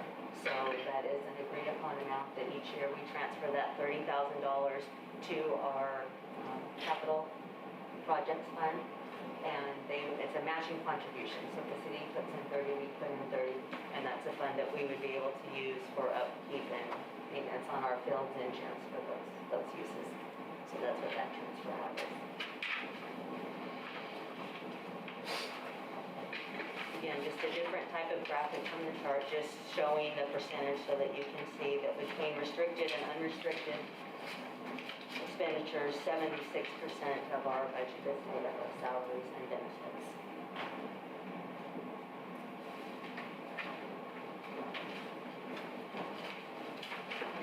Here, this is showing our general fund ending balance for 21-22. You'll see that we have projected ending fund balance of 4.7 million, of which that 3% reserve that we are required to put is 2.5 million. And the other 2.23 that's left is being set aside to help with our future deficit spending. Again, there is an ending fund balance and the restricted general fund, but that is a legally restricted ending fund balance as well.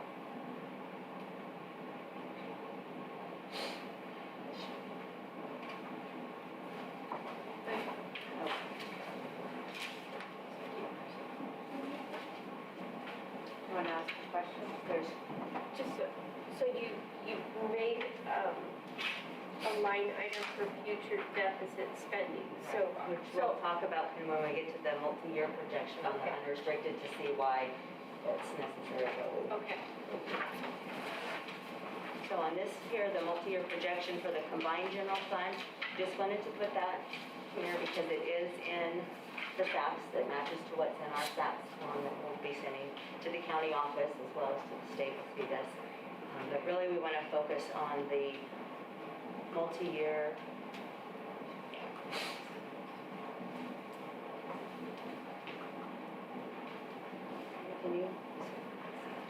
for the unrestricted general fund. Primarily, we want to look at the unrestricted multi-year projection because that's where we see the greatest fiscal impact when we increase staffing, give raises, and add or expand to our programs. So as you, sorry, there we go. Very sensitive. Right. That's okay. So as you can see on this multi-year projection in the current year, that we are deficit spending at 4.7 million. That's what we put in here, with the transfers out. And so we have set aside, again, that 3% reserve, and then you see that committed for future deficit spending because that's putting us at where we're zero fund balance now, but going into next year without those, that set aside, then those numbers, that would look even worse than next year. Okay. And then in 22-23, we have where there will need to be budget reductions made for 3.3 million, and that allows us to then make our 3% reserve that we're required to make. If we do not have those reductions, then next year we will be filing as a negative certification without doing that. So that's just something we wanted to point out. Again, that's why we were kind of hoping to set some of that aside this year, you know, to have that for next year. And again, these budgets reductions are cumulative, just like savings are. So whatever reductions we don't make, so for example, we didn't make any of those reductions next year, then you're looking at 23-24, it has to be 6.6 million that would have to be cut at that time.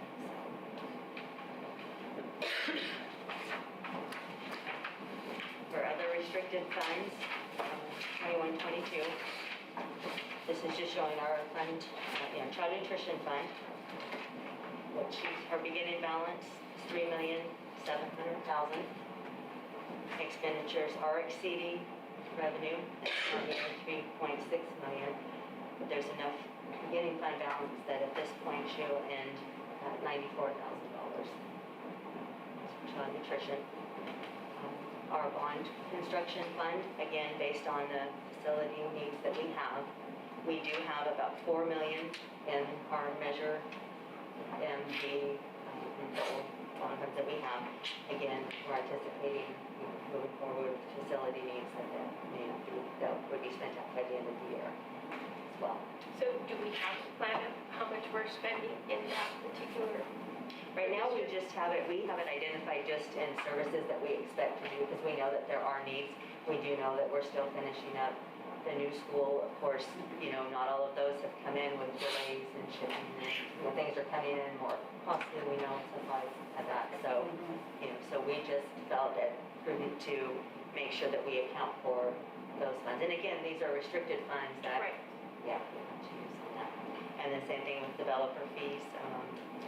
We are anticipating 3.8 million coming in, having to utilize some of that as well for facilities. And so right now, we're just maintaining that ending fund balance that we had last year. We'll just keep that ending fund balance. And what level on developer fees? So right now, we're still at level 2. Our study for this year usually gets done in the spring. Now that CalPADS is certified, we just received our attendance reports for last year. We'll start submitting that. It will be sent to the state in January, and it gets certified in February. So they kind of wait to make sure that both pieces of that data are there. And then we usually bring that to the board in May or June, the results of whether or not. So it's not gonna be the dollar? So right now, we're currently at, it's a contract, or an agreement we have between the city, the high school and our district, since they're the high school district.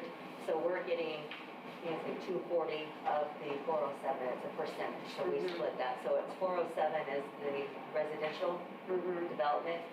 We get, I think, about 70% of that, 67, so we're getting about 243 per square foot, and maybe the difference, so I'll develop that. And then, lastly, these are just some next steps that will need to happen. With our 2021 budget, of course, we always have second interim, so that will be in March 2022 already. And then, of course, in June, we'll have estimated actuals. For our 2023 budget, we have the governor's proposed state budget is coming up in January. So we'll wait for information on that to take into consideration for what we're going to do with next year's budget. Also, we'll be having budget reduction determinations. January to May is when we will be working on LCAP and budget development preparation. March 15th, 2022 would be layoff notifications, if any, and again, that's for both, that's, you know, for CSEA and STEP. May, governors may revise state budget, and then June will be the LCAP and budget public hearings and adoption.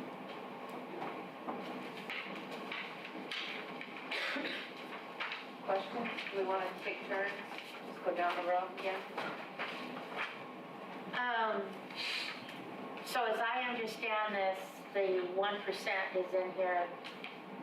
So the 1% is in here. Yes, the 1%,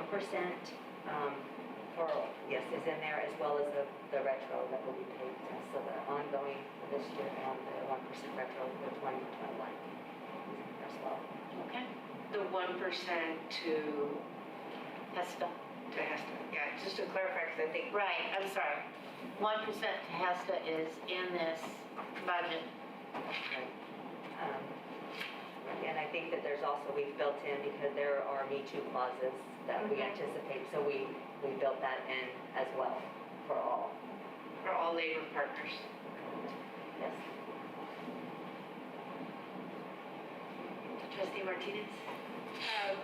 Just on the budget, I know the governor's state budget in January, we've always invited our labor partners to those sessions. Are you planning on going to the session or doing it on Zoom?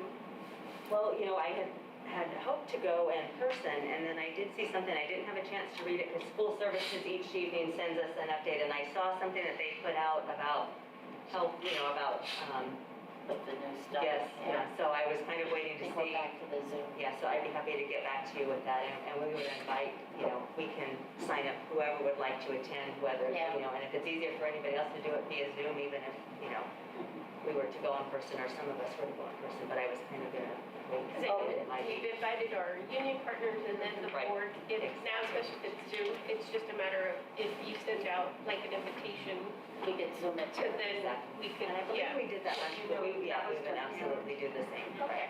Yeah, we would make it open to all, yes. Trustee Toski? I'm good, thank you, Lisa. Thank you, Lisa.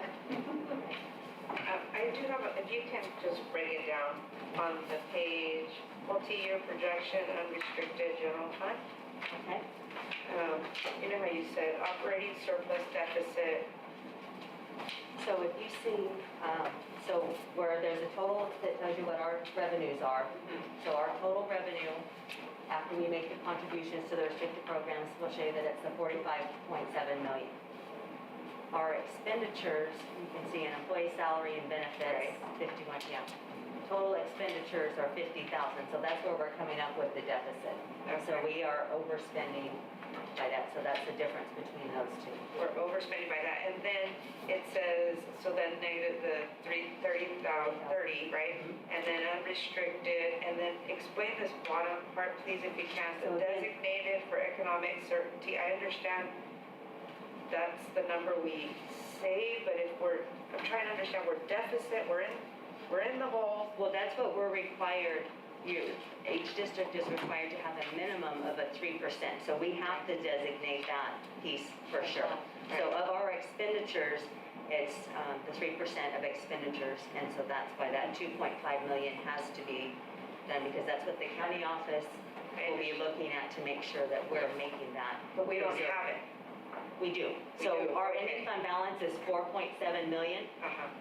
2,500 of that is going towards, It's already- is already getting okay. set aside. Thank you for- So we have to take that, set it aside, and then, you know, I see, because we okay. should have more than a 3% reserve, because that 2.5 million in our, that's not much. I see, so I was envisioning, so I'm just trying to understand this, right, I was envisioning, we're in the hole 4.7, blah, blah, blah.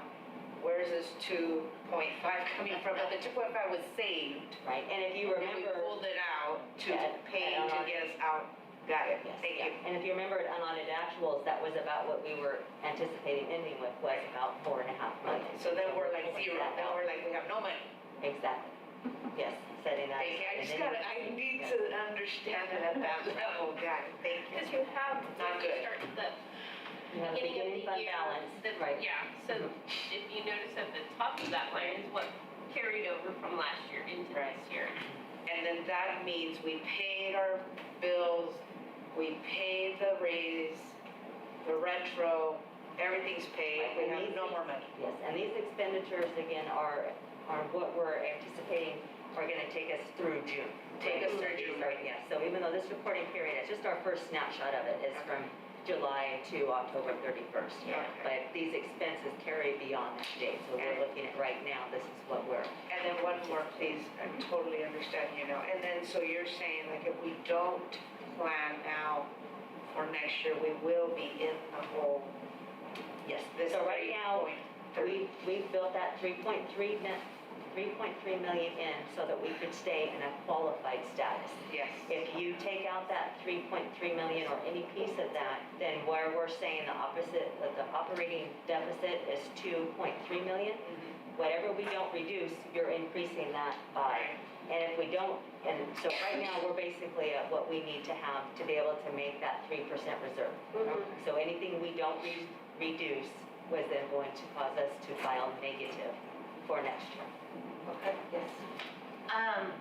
Okay, and I don't know if this is possible to answer or not, but, okay, we know in the LCAP, we don't have the 12 PE teachers for next year. Is that in this? So in the LCAP, as we've talked before, the 12 PE teachers are not built in, and they weren't built in when that LCAP was built. The 12 PE teachers are not part of the budget moving forward. So they're not in this? They're not in this, they're in the savings portion.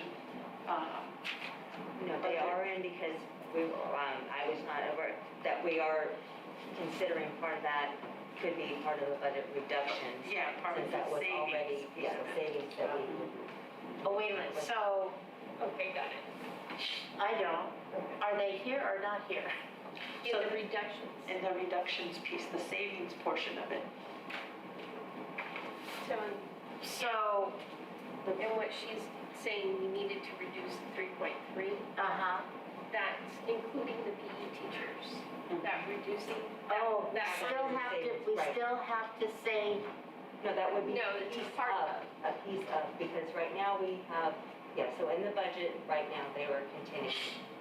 Until this year. Until this year, right, and then we're including that as part of the budget reductions, that would be part of the 3.3. so we still have to, even though we've lost the 12, we still have to reduce by 3.3.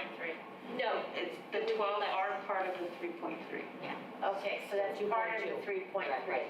Okay. But that's a good question, then that's not necessarily a done deal? Well, they're not part of the budget because they were not included in the LCAP.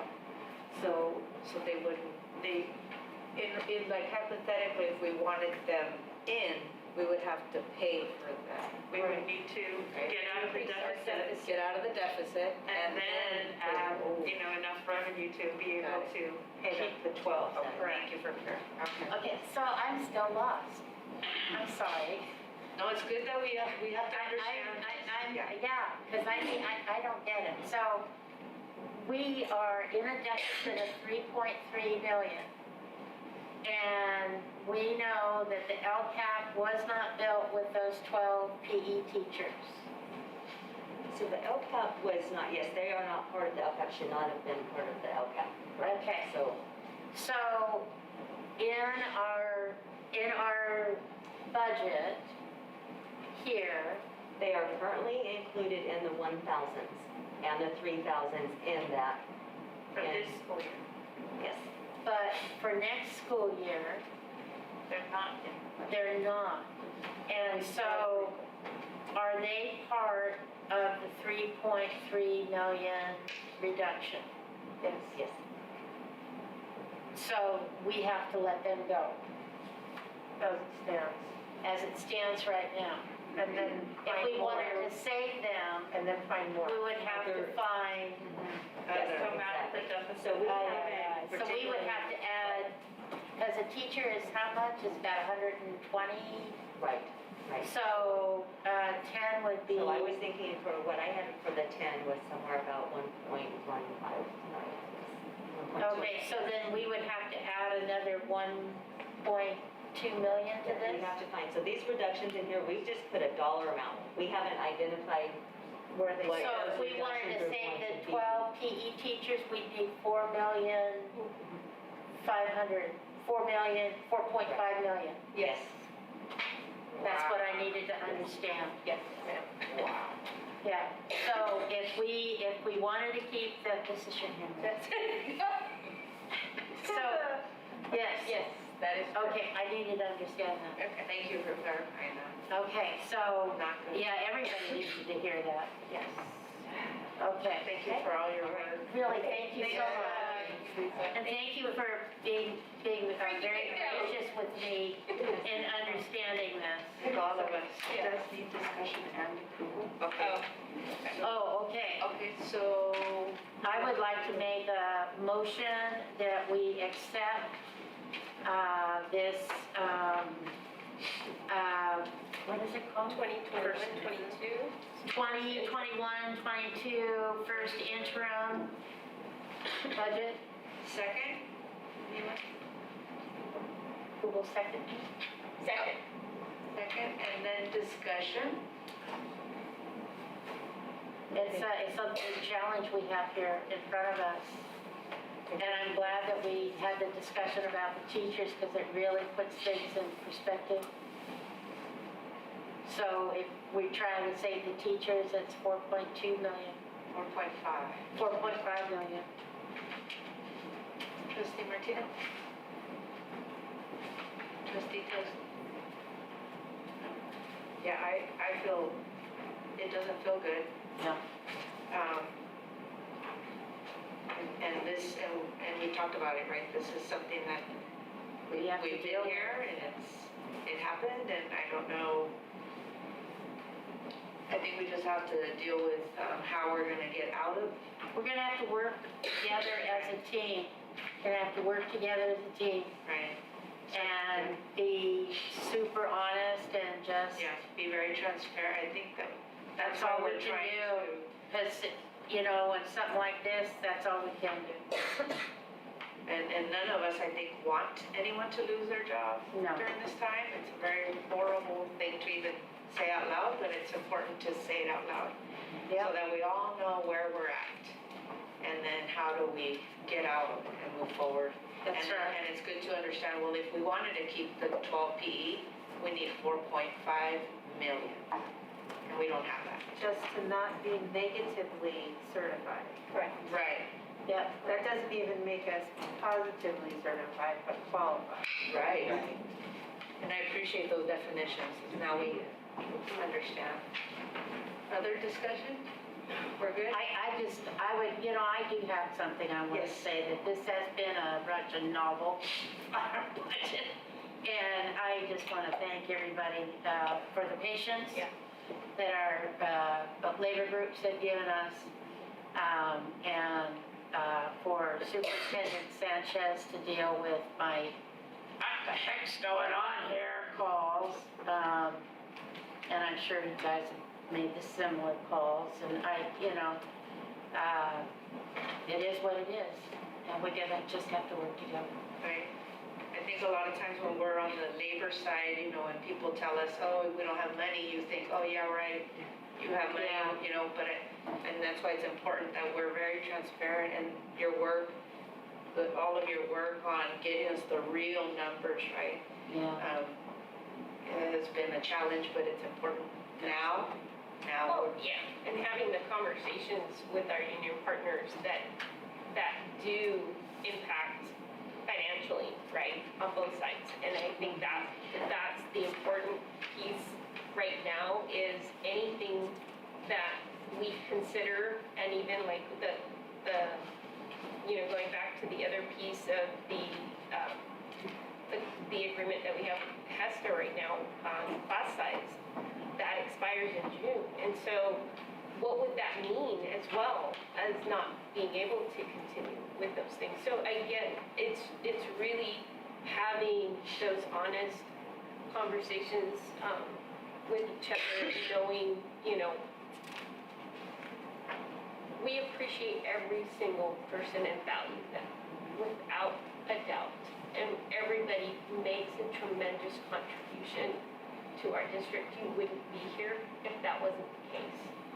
And that's, I think, what's so hard, because none of us wanted to be here again, to have to be doing this. Especially those of us that have lived through the reductions, and when we cut everything in this district, and having to come back from that was extremely painful. And so I'm just hoping that we can survive this together and work together to figure ways that we can try to bring some of these things down without it not impacting so many folks. Yeah. Thank you. It's pretty sad for our PE teachers. They do a great job. All right, call for the vote. All in favor? Aye.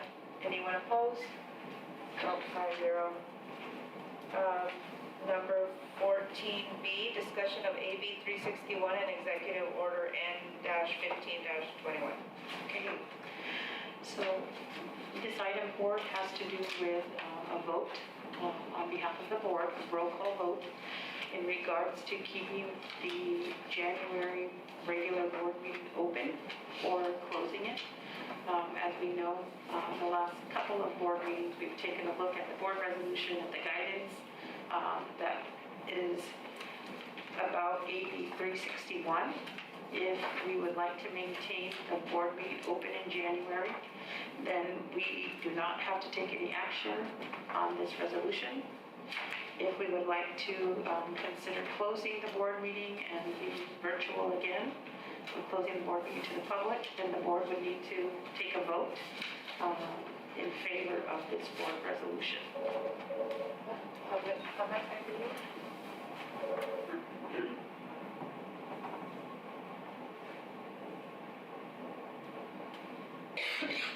Hi, Jonathan. Thank you for calling back. I don't know what happened. I don't know what happened with the phone, but you're here now. So I'm going to go ahead and put you on speaker so you can make your comment. Okay, here goes. All right. You're welcome. Oh, over here. Okay, go ahead. Well, I would like to speak on behalf of the community and the coalition of extremely irritated, frustrated, and fed up members of the city of Hollister.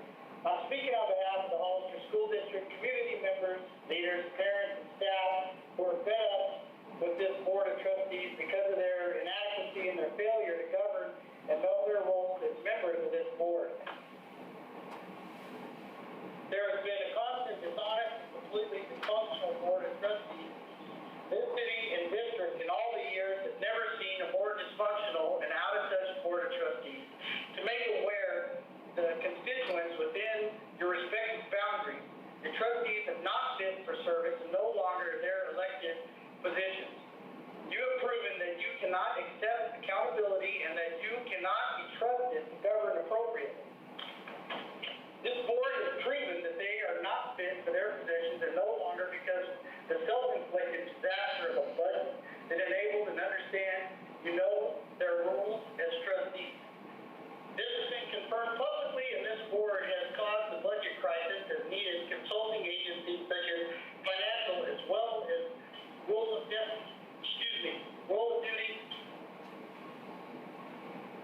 This is a waste of money and has been a waste of our resources. It has been a direct result of your inadequacy and dysfunction. To this board of trustees, with the exception of the two newest members that have proven publicly that you are there for personal interest, your special interest, and shown a conflict of interest. To those individuals such as the superintendent, assistant superintendent, district leaders, staff, and students, we apologize that you've had to work for and with this inept group of individuals who talk in their own personal interest and speak to their blunders and talk in circles and just waste time. We as a community are actively gathering the factual information to publicly campaign against you and make your constituents aware within your boundaries. We will do this in order to see you vacate your seats next election cycle.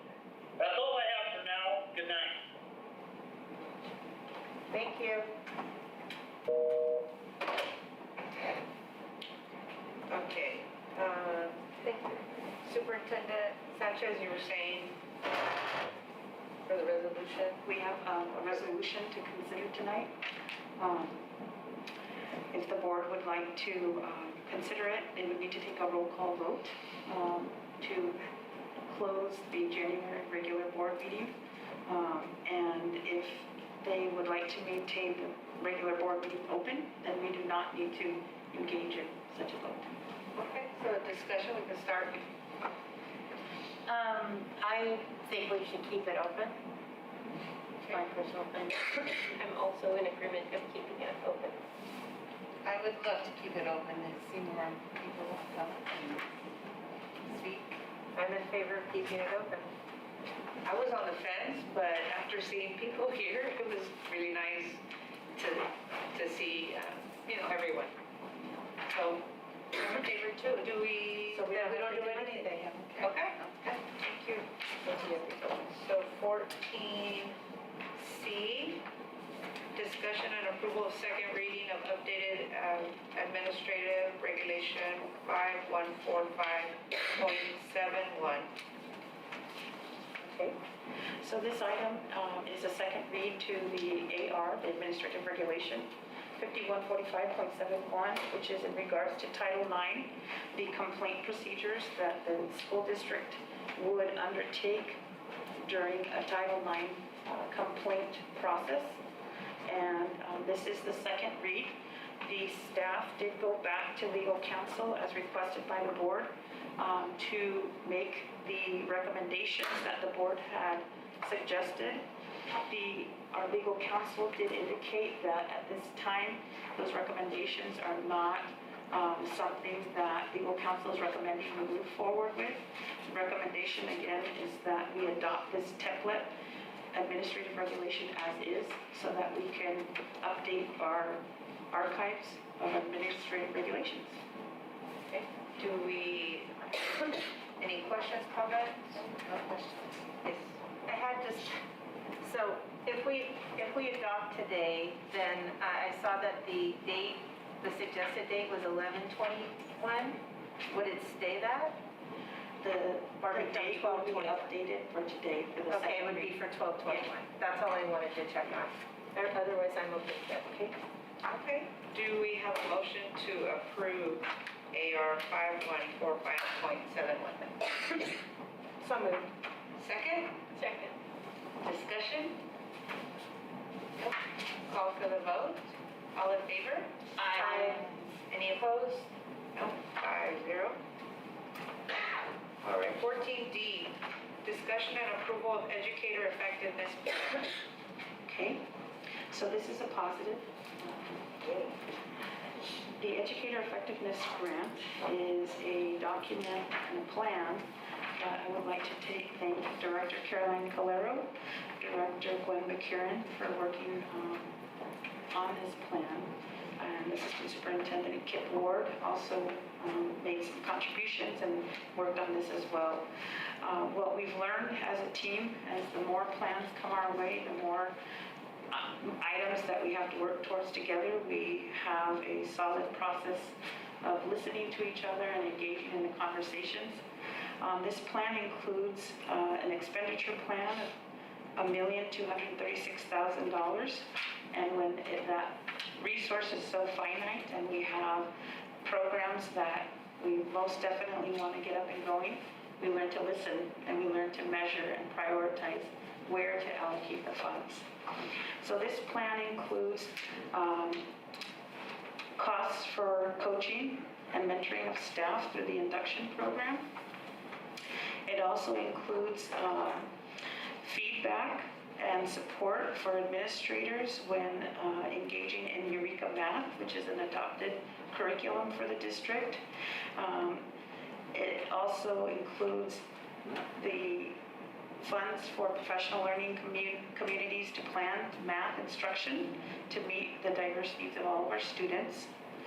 We also have funds allocated for trauma-informed practices and a module called SEAL training module. We also, in regards to special education, have looked at prioritizing strategies to support decreasing suspension for our students with IEPs. So specifically reduce suspension for our students in special ed by increasing intensive behavioral training and supports through various measures. These are all very exciting things that we can't wait to engage and implement.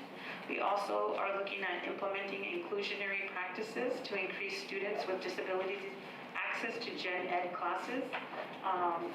We are looking at implementing constructing meaning. We already have constructing meaning at our 2 comprehensive middle schools, but this would expand it to the sites that have now 6th, 7th, and 8th grade that are considered TK through 8th grade sites. And lastly, we would be looking at a structured literacy training for special day class teachers and special ed classified staff to help with daily instruction in literacy. So this plan would be reviewed tonight by the board and approved. We would then submit it to the County Office of Ed for their approval, and then from there it would go on to the state. Again, this plan represents $1.2 million in funds to the district that we can allocate in these specific manners. Comments, questions? I say, let's go, go, go. Sounds like a good. Thank you for explaining where the money is going, especially after we talked about money. This is specific for Yes, this would be considered restricted money. Right. Thank you. So no action on this one? We would need to approve it. Okay. Yeah. I make a motion that we approve this grant that Caroline and Superintendent Sanchez put together. Do I have to name it? Educator Effectiveness Plan? Educator Effectiveness Block Grant. Okay, second? I second. Discussion? No? All in favor? Aye. Anyone opposed? 5-0. 5-0. 14E, discussion and approval of governance calendar. Okay, so I'd like to pass out this copy. I want to apologize for the teeny tiny print, but we will have a version on the screen. The governance calendar was presented months ago. We also talked about it at the workshop. All of the recommendations and the edits that the board did recommend were made to the document. Thank you, Brendan.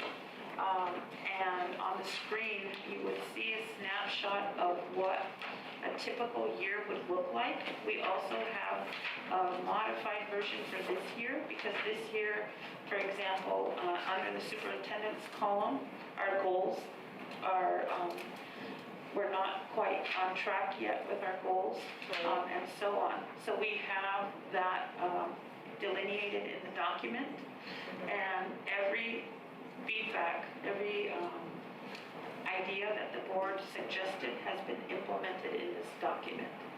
This would be a live, fluid document where we could make edits, if we needed to every month, if we needed to 3 times a year, whatever the board would determine, we would just edit the document so that it could be live and living. Any comment, question? Start over here, Trustee Chris. I think that this really puts together what we are trying to achieve. I'll have to look at it a little bit more carefully, but I think we pretty much spelled it out. But we're on the right track. I think we're getting there. Trustee Martinez? Trustee Tosti? Trustee Martin? Thank you. This is something that I kind of advocated for, and it's a great place to start. I think it's going to help us all, including staff, to know what's coming down the pike so that they can pre-prepare and be focused, and it'll help us stay focused. And as we find things that have inadvertently been left out, we'll be able to add them in a place that makes sense. I'm really excited about this. And this will be online for the public as well? It will be online. And is what we're looking at right now, like basically this school year, 2021, 22? This is the one that doesn't have, no, it doesn't have grade shading. So there's going to be 2 versions. The one that is, quote unquote, a normal year, and then this year. This year's a little bit different. It has shading on it to distinguish that this year's different. Okay, so great. it'll be, 21, 22, and then Just like governance calendar. Yeah. Okay, excellent. Thank you. Because we're like, we've got to do things like the census, we've got to do the district stuff. Yes, right. And that's the living document. Right. So, we have those things we have to add in. So we've got, what else I was thinking about? Oh, the budget, we're gonna have budget issues that we need to have community with. Sure. I mean, we've got a lot of things that we're gonna have to work together as a whole. So, I think it's great. Yeah, precisely. Any other comments, questions? It says it's recommended that the board discuss and review, so not approve. Well, I think we're on the right track. Discussion and approval. For approval, okay, so do we have a motion for approval? I will move that we approve this governance calendar. I second it. Discussion? All in favor? Aye. Anyone opposed? 5-0.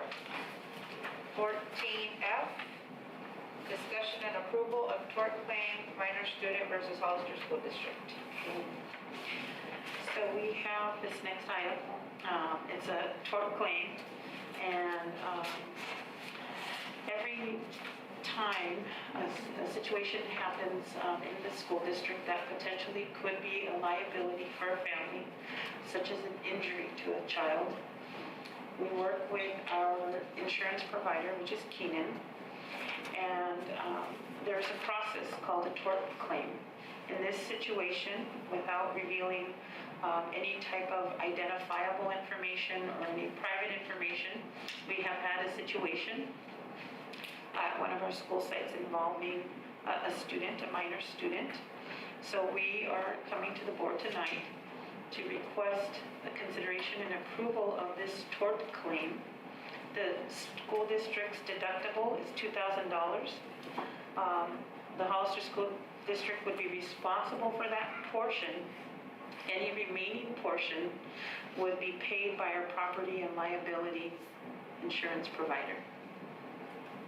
Okay, questions or comments? I make a motion that we approve the tort claim, minor student versus Hollister School District. Second, anyone? About second? Discussion? All in favor? Aye. Anyone opposed? 5-0. 14G, approval of board members' site engagement calendar. Okay. So at the request of our board, we are revisiting the site engagement calendar. During the year of COVID, 2019-2020, the school district and the governing team created a calendar that included site visits by 2 board members per month. Before you, you'll have a draft Hollister School District Board outreach meeting schedule that begins in March.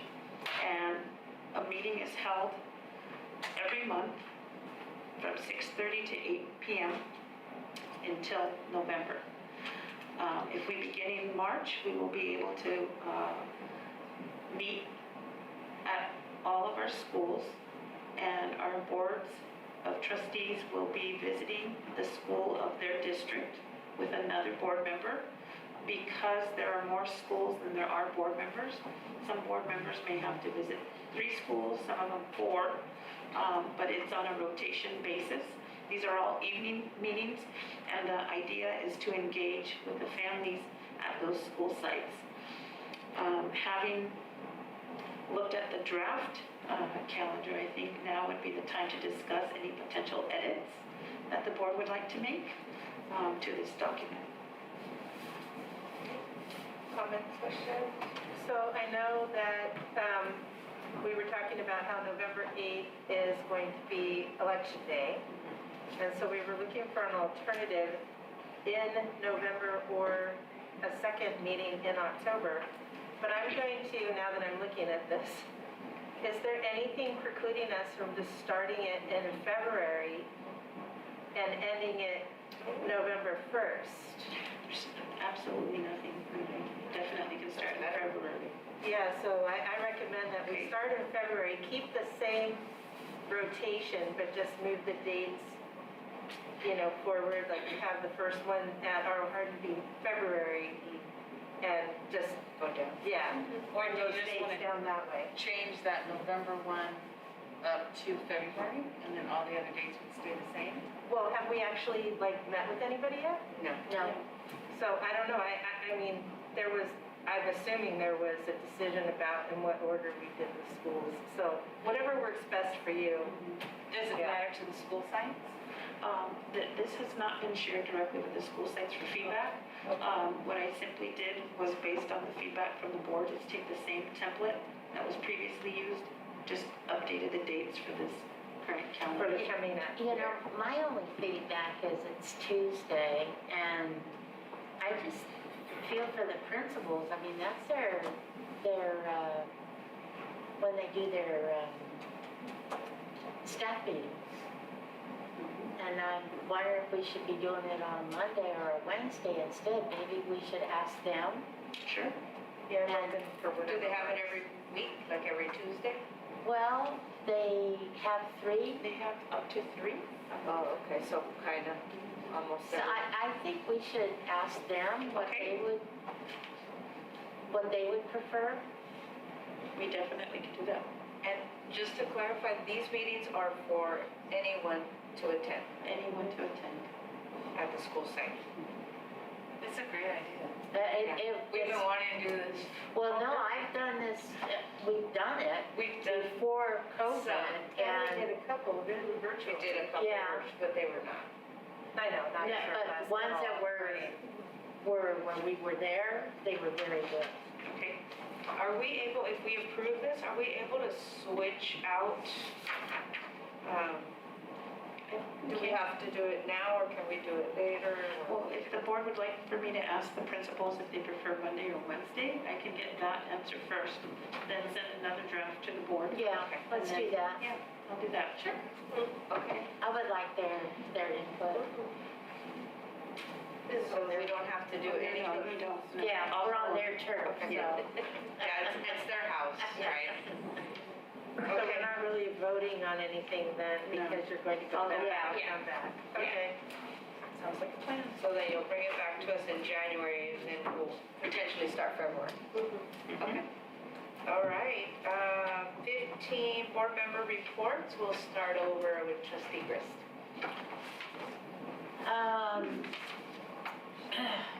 I really don't have, I've been dropping off Charlie at school a couple of times. Been a lot of fun. And we've had, I'm going to do tomorrow luncheon at Mays for students and teachers. So other than that, yeah, everything's been great. Thank you, trustee Martinez. Nothing to report. Trustee Toasty. I had a chance to visit Arlo Hardin and the charter school. Carla, it was very nice. We got the tour from both sites and we learned quite a lot. I think something that we can have future discussions on. Trustee Marks. I have nothing. Okay, and then for me, I went to the school site. I would like to talk more with Aurora Hardin Yes. people, because that one was kind of just by chance we caught the principal. But the visit to Hollister Prep was nice. We got to see the classrooms and the teaching styles and the students and everyone. What was also really nice to see is the students were engaged. You know, one student even told us, a little mini presentation, told us what he's been learning. And they all had these screens, so they have these tables and they call them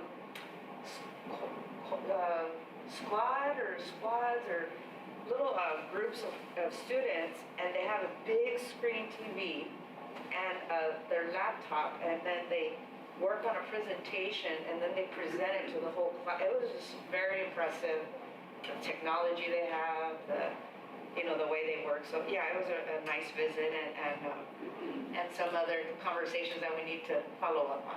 And then I will also be going to Mays tomorrow, so I'll see you there. Future agenda items, start with trustee Grist. I had some, and I've forgotten. I'll come back. Trustee Martinez. Trustee Toasty, trustee Marks. I think it's already on the list, but trying to come up with a date to get together with the high school. Oh, yes. High school board. Oh, yeah. We agree. They were gonna. We have a date, potential, yeah. So our cabinet teams will be meeting in January. Okay, Very nice. so sometime after that. Yeah. Okay, excellent. I would like a presentation on grading and retention. And I don't know how you want to go about this. And maybe it should be done in February, but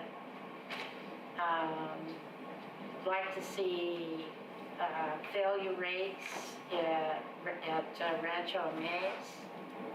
Rancho San Justo. Yeah. For the semesters. And see how we're doing there. Because this is a big part of the student to prison pipeline. And I want to see where we're at and what we're doing about it.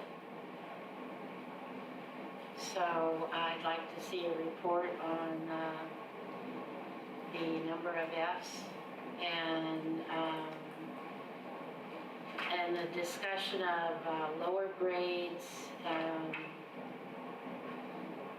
When do they start to make decisions that children maybe need to be retained in kinder or first grade? Because we shouldn't be retaining them in 6th and 7th grade. Can I add to the one on the middle school, not only the Fs, but can we find out about suspensions and,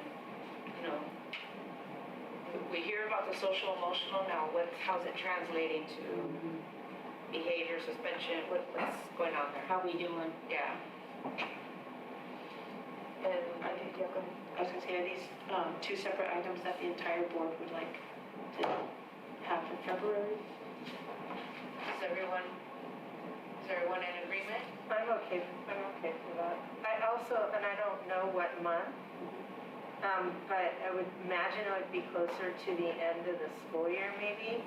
I think in a previous meeting, we talked about some sort of a survey or an opportunity for parents to answer some general questions about what they think the district's doing right. And, I think we talked about something like that. And I feel like toward the end of the school year, it could help inform anything we might be doing moving into the next school year. And it would give us a pulse. I love surveys. I think it's very important. Yeah, and I think, this is months out, I guess, but it'll come before we know it. And so I just wanted to mention it. Okay, well, what if we did do you think it's realistic to do one, February,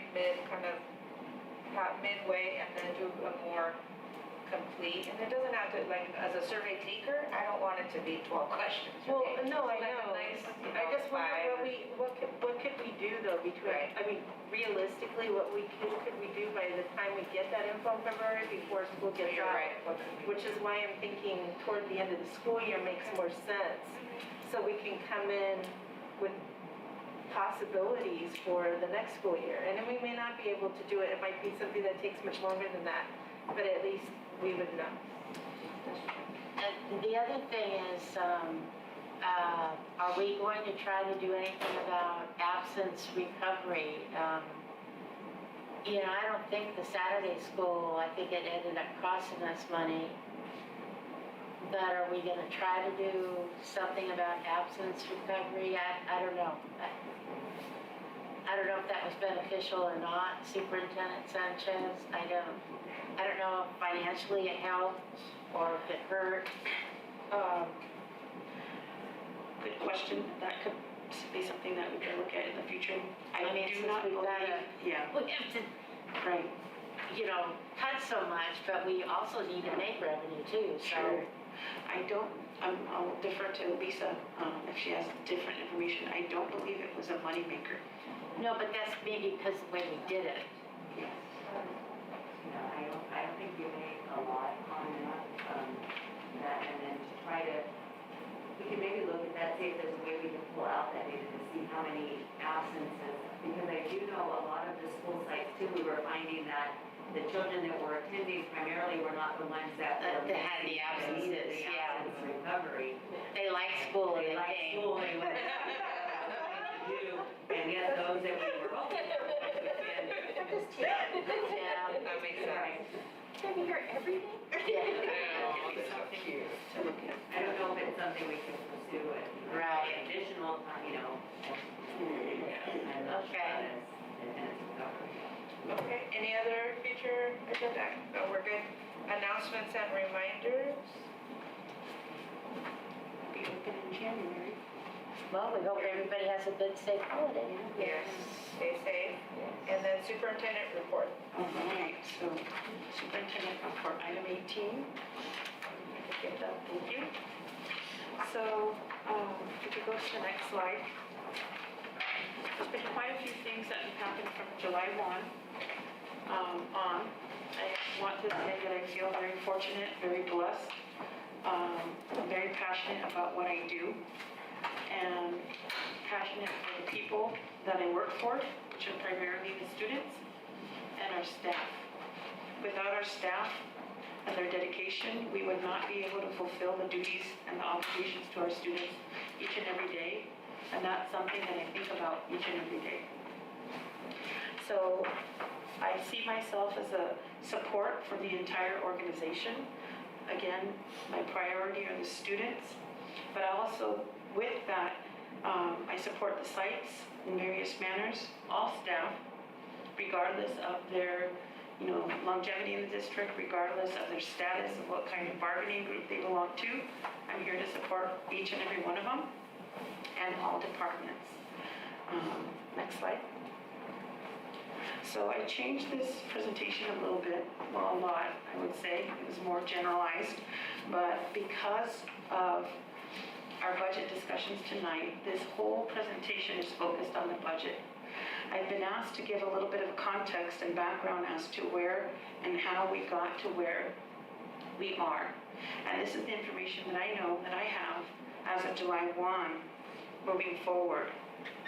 So on July 13th, 13 days into the new position, called a special board meeting to discuss potential concerns. At that time, I didn't have a lot of information, but the absolute idea and concern was there that we needed to talk about the budget. We needed to talk about what potentially we could do to protect the district, to protect our staff and our investment in our students, and that was held on July 13th. Moving forward, as a group, as a collective whole, we worked on an LCAP revision. The LCAP was submitted to the county and was board approved originally in June. But we received notification early on in the summertime that the LCAP, as it was written, needed to be revised. There was more than 50 corrections that were identified.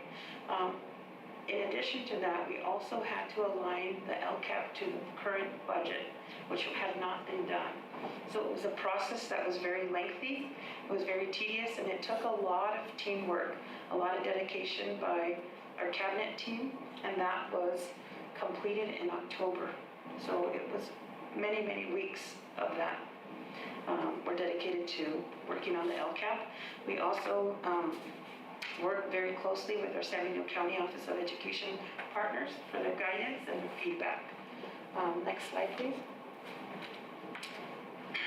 In addition to that, which is also related to money, we had a very tumultuous time for a few days there, where we were notified that our unduplicated count, as it was reported, had gone down to 32.71%, which is a tremendous loss for a district our size.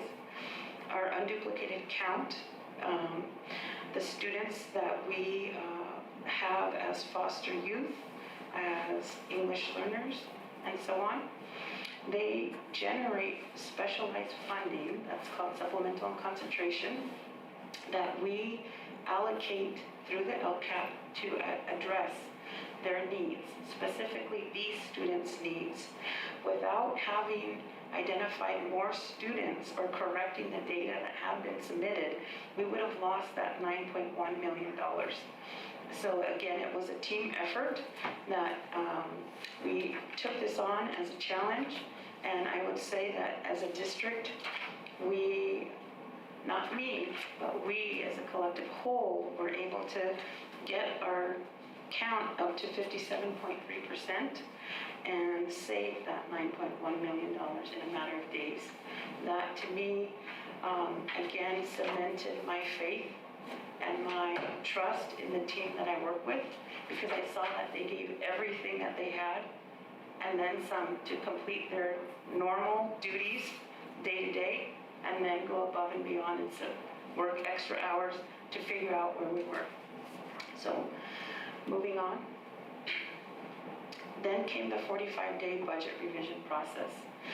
A budget is not always revised after 45 days. Because of some concerns and discrepancies that we were seeing, we did revise our budget. Excuse me. The budget was developed and produced by consultant from Ryland and Associates, as was the 45-day revision process. This was submitted for board approval on August 17th. At this time, we still did not have a clear sense as to what our true funding amounts were and complete confidence as to what our budget was. This 45-day budget revision process revised the budget that had been adopted in June and created that spring before. Then we moved on to unaudited actuals. Unaudited actuals reflected the amount of spending that took place during the 2020-2021 school year. Again, this was completed by consultant Ryland and Associates. This was a report that was presented to the board on September 28th. And at this time, we had identified that we would need to, in a public manner at this presentation, consider reductions to mitigate the deficit spending that we were at that point aware that we were undergoing. Next slide. And this is part of that presentation on that day where we're discussing that in order to meet the district's goals of providing essential services to students and maintaining appropriate staffing ratios, that we would need to potentially or perhaps freeze positions, freeze supplemental programs, implement processes and procedures that would help us reduce our non-essential purchases. Next slide. As we move forward through the weeks, we maintained our concern with unaudited actuals and the 45-day revision. Due to some data that was used, some information that we saw, for example, the projected ADA, the way that the process was completed, our lack of reserve levels, my reaction was to have concern and to maintain that concern. And I believe that all my colleagues, have that concern as well. And we have been working on addressing that concern. Then we received a letter on October 11th in regards to the 45-day revised budget from the San Diego County Office of Ed. The letter identified that the district was currently deficit spending and was not allocating sufficient funds towards our reserves. And that is something that we know now as a fact. If you move forward to the next slide, I have excerpts from that letter here. At that time, the county identified that we were deficit spending $1.7 million at that time. In this current year, next year, $2.5 million, and then the third year out, $241,000. The county also identified that our reserves were at a 5.33%. The minimum state average is 3%.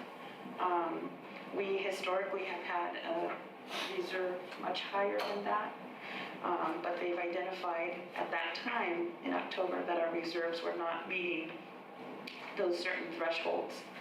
And the letter further stated that we needed to come up with a plan to improve our financial state so that we can continue to operate our budget and our district in a fiscally solvent manner. Next slide, please. On October 22nd, as a leadership group, as a superintendent, I shared a copy of that letter where we just saw those excerpts to our two labor partners. I truly believe in that partnership with both HESTA and CSEA. I think that it's obvious that we're in a situation that requires collaboration and partnership, and true collaboration and partnership is going to have to take place in order to move the district forward from the current situation that we're in. So in order to foster that relationship, that information was shared with both labor groups. Moving forward, and now knowing without a doubt, after having received a letter from the county, that we needed help, we were very fortunate to find Mr. Michael Bishop and Associates, very well-regarded, well-known professor of school finance at USC, someone that has worked for FICMAT, someone that has a high level of expertise. He agreed to engage in several conversations with Assistant Superintendent Kip Ward and myself to determine what our needs were, to see if they, as a company, would be able to meet those needs. And we were able to bring forward a contract to the board on November 16th. That was approved. I'm very thankful for that. And the contract and scope of services will end approximately on June 30th, 2023. Because of the instability in our district, this cannot be a short-term fix. It cannot be just a simple Band-Aid. It has to be a long-term fix. The scope of services include, but are not limited to, reviewing our LCAP, reviewing our budget through a forensic lens, supporting with building a sustainable and solvent budget, consultation for the political ramifications of our budget, a realistic plan for our facilities, and also budget balancing reductions, as we've heard of today. Next slide. In addition to all of the in-house type of things that we've done in regards to the budget, we also on an annual basis undergo an outside audit. And the outside audit is still underway. The auditing company does a comprehensive and thorough auditing of unaudited actuals, our revenues, our expenses, our capital assets, and our fixed assets. Prior to COVID, the annual deadline was that the report would be finalized on or before December 15th. Due to COVID, the state of California has provided an extension that would go through January 31st, 2022 for the completion of the report. So we don't have an anticipated date of when we will receive this report, other than we know that the deadline is extended to January 31st. And last slide, please. So now where are we at? You know, I have to ask myself, if I was somebody in the audience, if I was a labor partner, where are we at? I think that the first and foremost of my goals and the work that we have before us is to remain focused on students. We're here for all students, every single one of them. One question that comes to mind as I start to think through and look through what potentially are the reductions that may come. Having been someone in the district that I have been laid off from this district as a teacher, having been on the other end where I went and laid people off, neither side is fun. And the one thing that I have to think about all the time is how will our reductions impact our students? I think that if we can keep our reductions as far away from our students, it might not be possible, but if we look through that lens, that might be something that will help us get through the next few months in our time here together. We also have to be as communicative as possible. We've taken, I think, a very big step tonight to talk publicly about our budget, to look at where we're at, to look at first interim in a manner that's very clear and transparent. I think that we have to maintain that communication with our public, with our labor groups, with our employees, and provide a monthly budget update to our board at our regularly scheduled board meetings so that we're all on the same page and there's no surprises. We also have to maintain a solutions-oriented type of mindset. There might be ideas that I don't have, but somebody else in the audience might. Maybe somebody in our labor groups might have an idea that I cannot see right now, but that's where more minds are better than one, and that's where creativity will come into play, but we also have to be sustainable. I think that one good lesson and an area of opportunity for growth for me in this process is whatever we build coming out of this budget situation, it has to be sustainable. Without the sustainability, we will find ourselves in the same situation all over again, and we will just lose focus on the students. So my goal is to remain student-focused, to remain communicative, and to remain creative, but also a sustainable approach to the budget. And that is how we got to where we're at in regards to giving the background and the context to the budget. I can take any questions that the board might have, or anybody might want to ask me something. That would be a good time. Questions, comments? I think you wrapped it up pretty good. You know, it's just been we said earlier, one of us said, how did we get here? You know?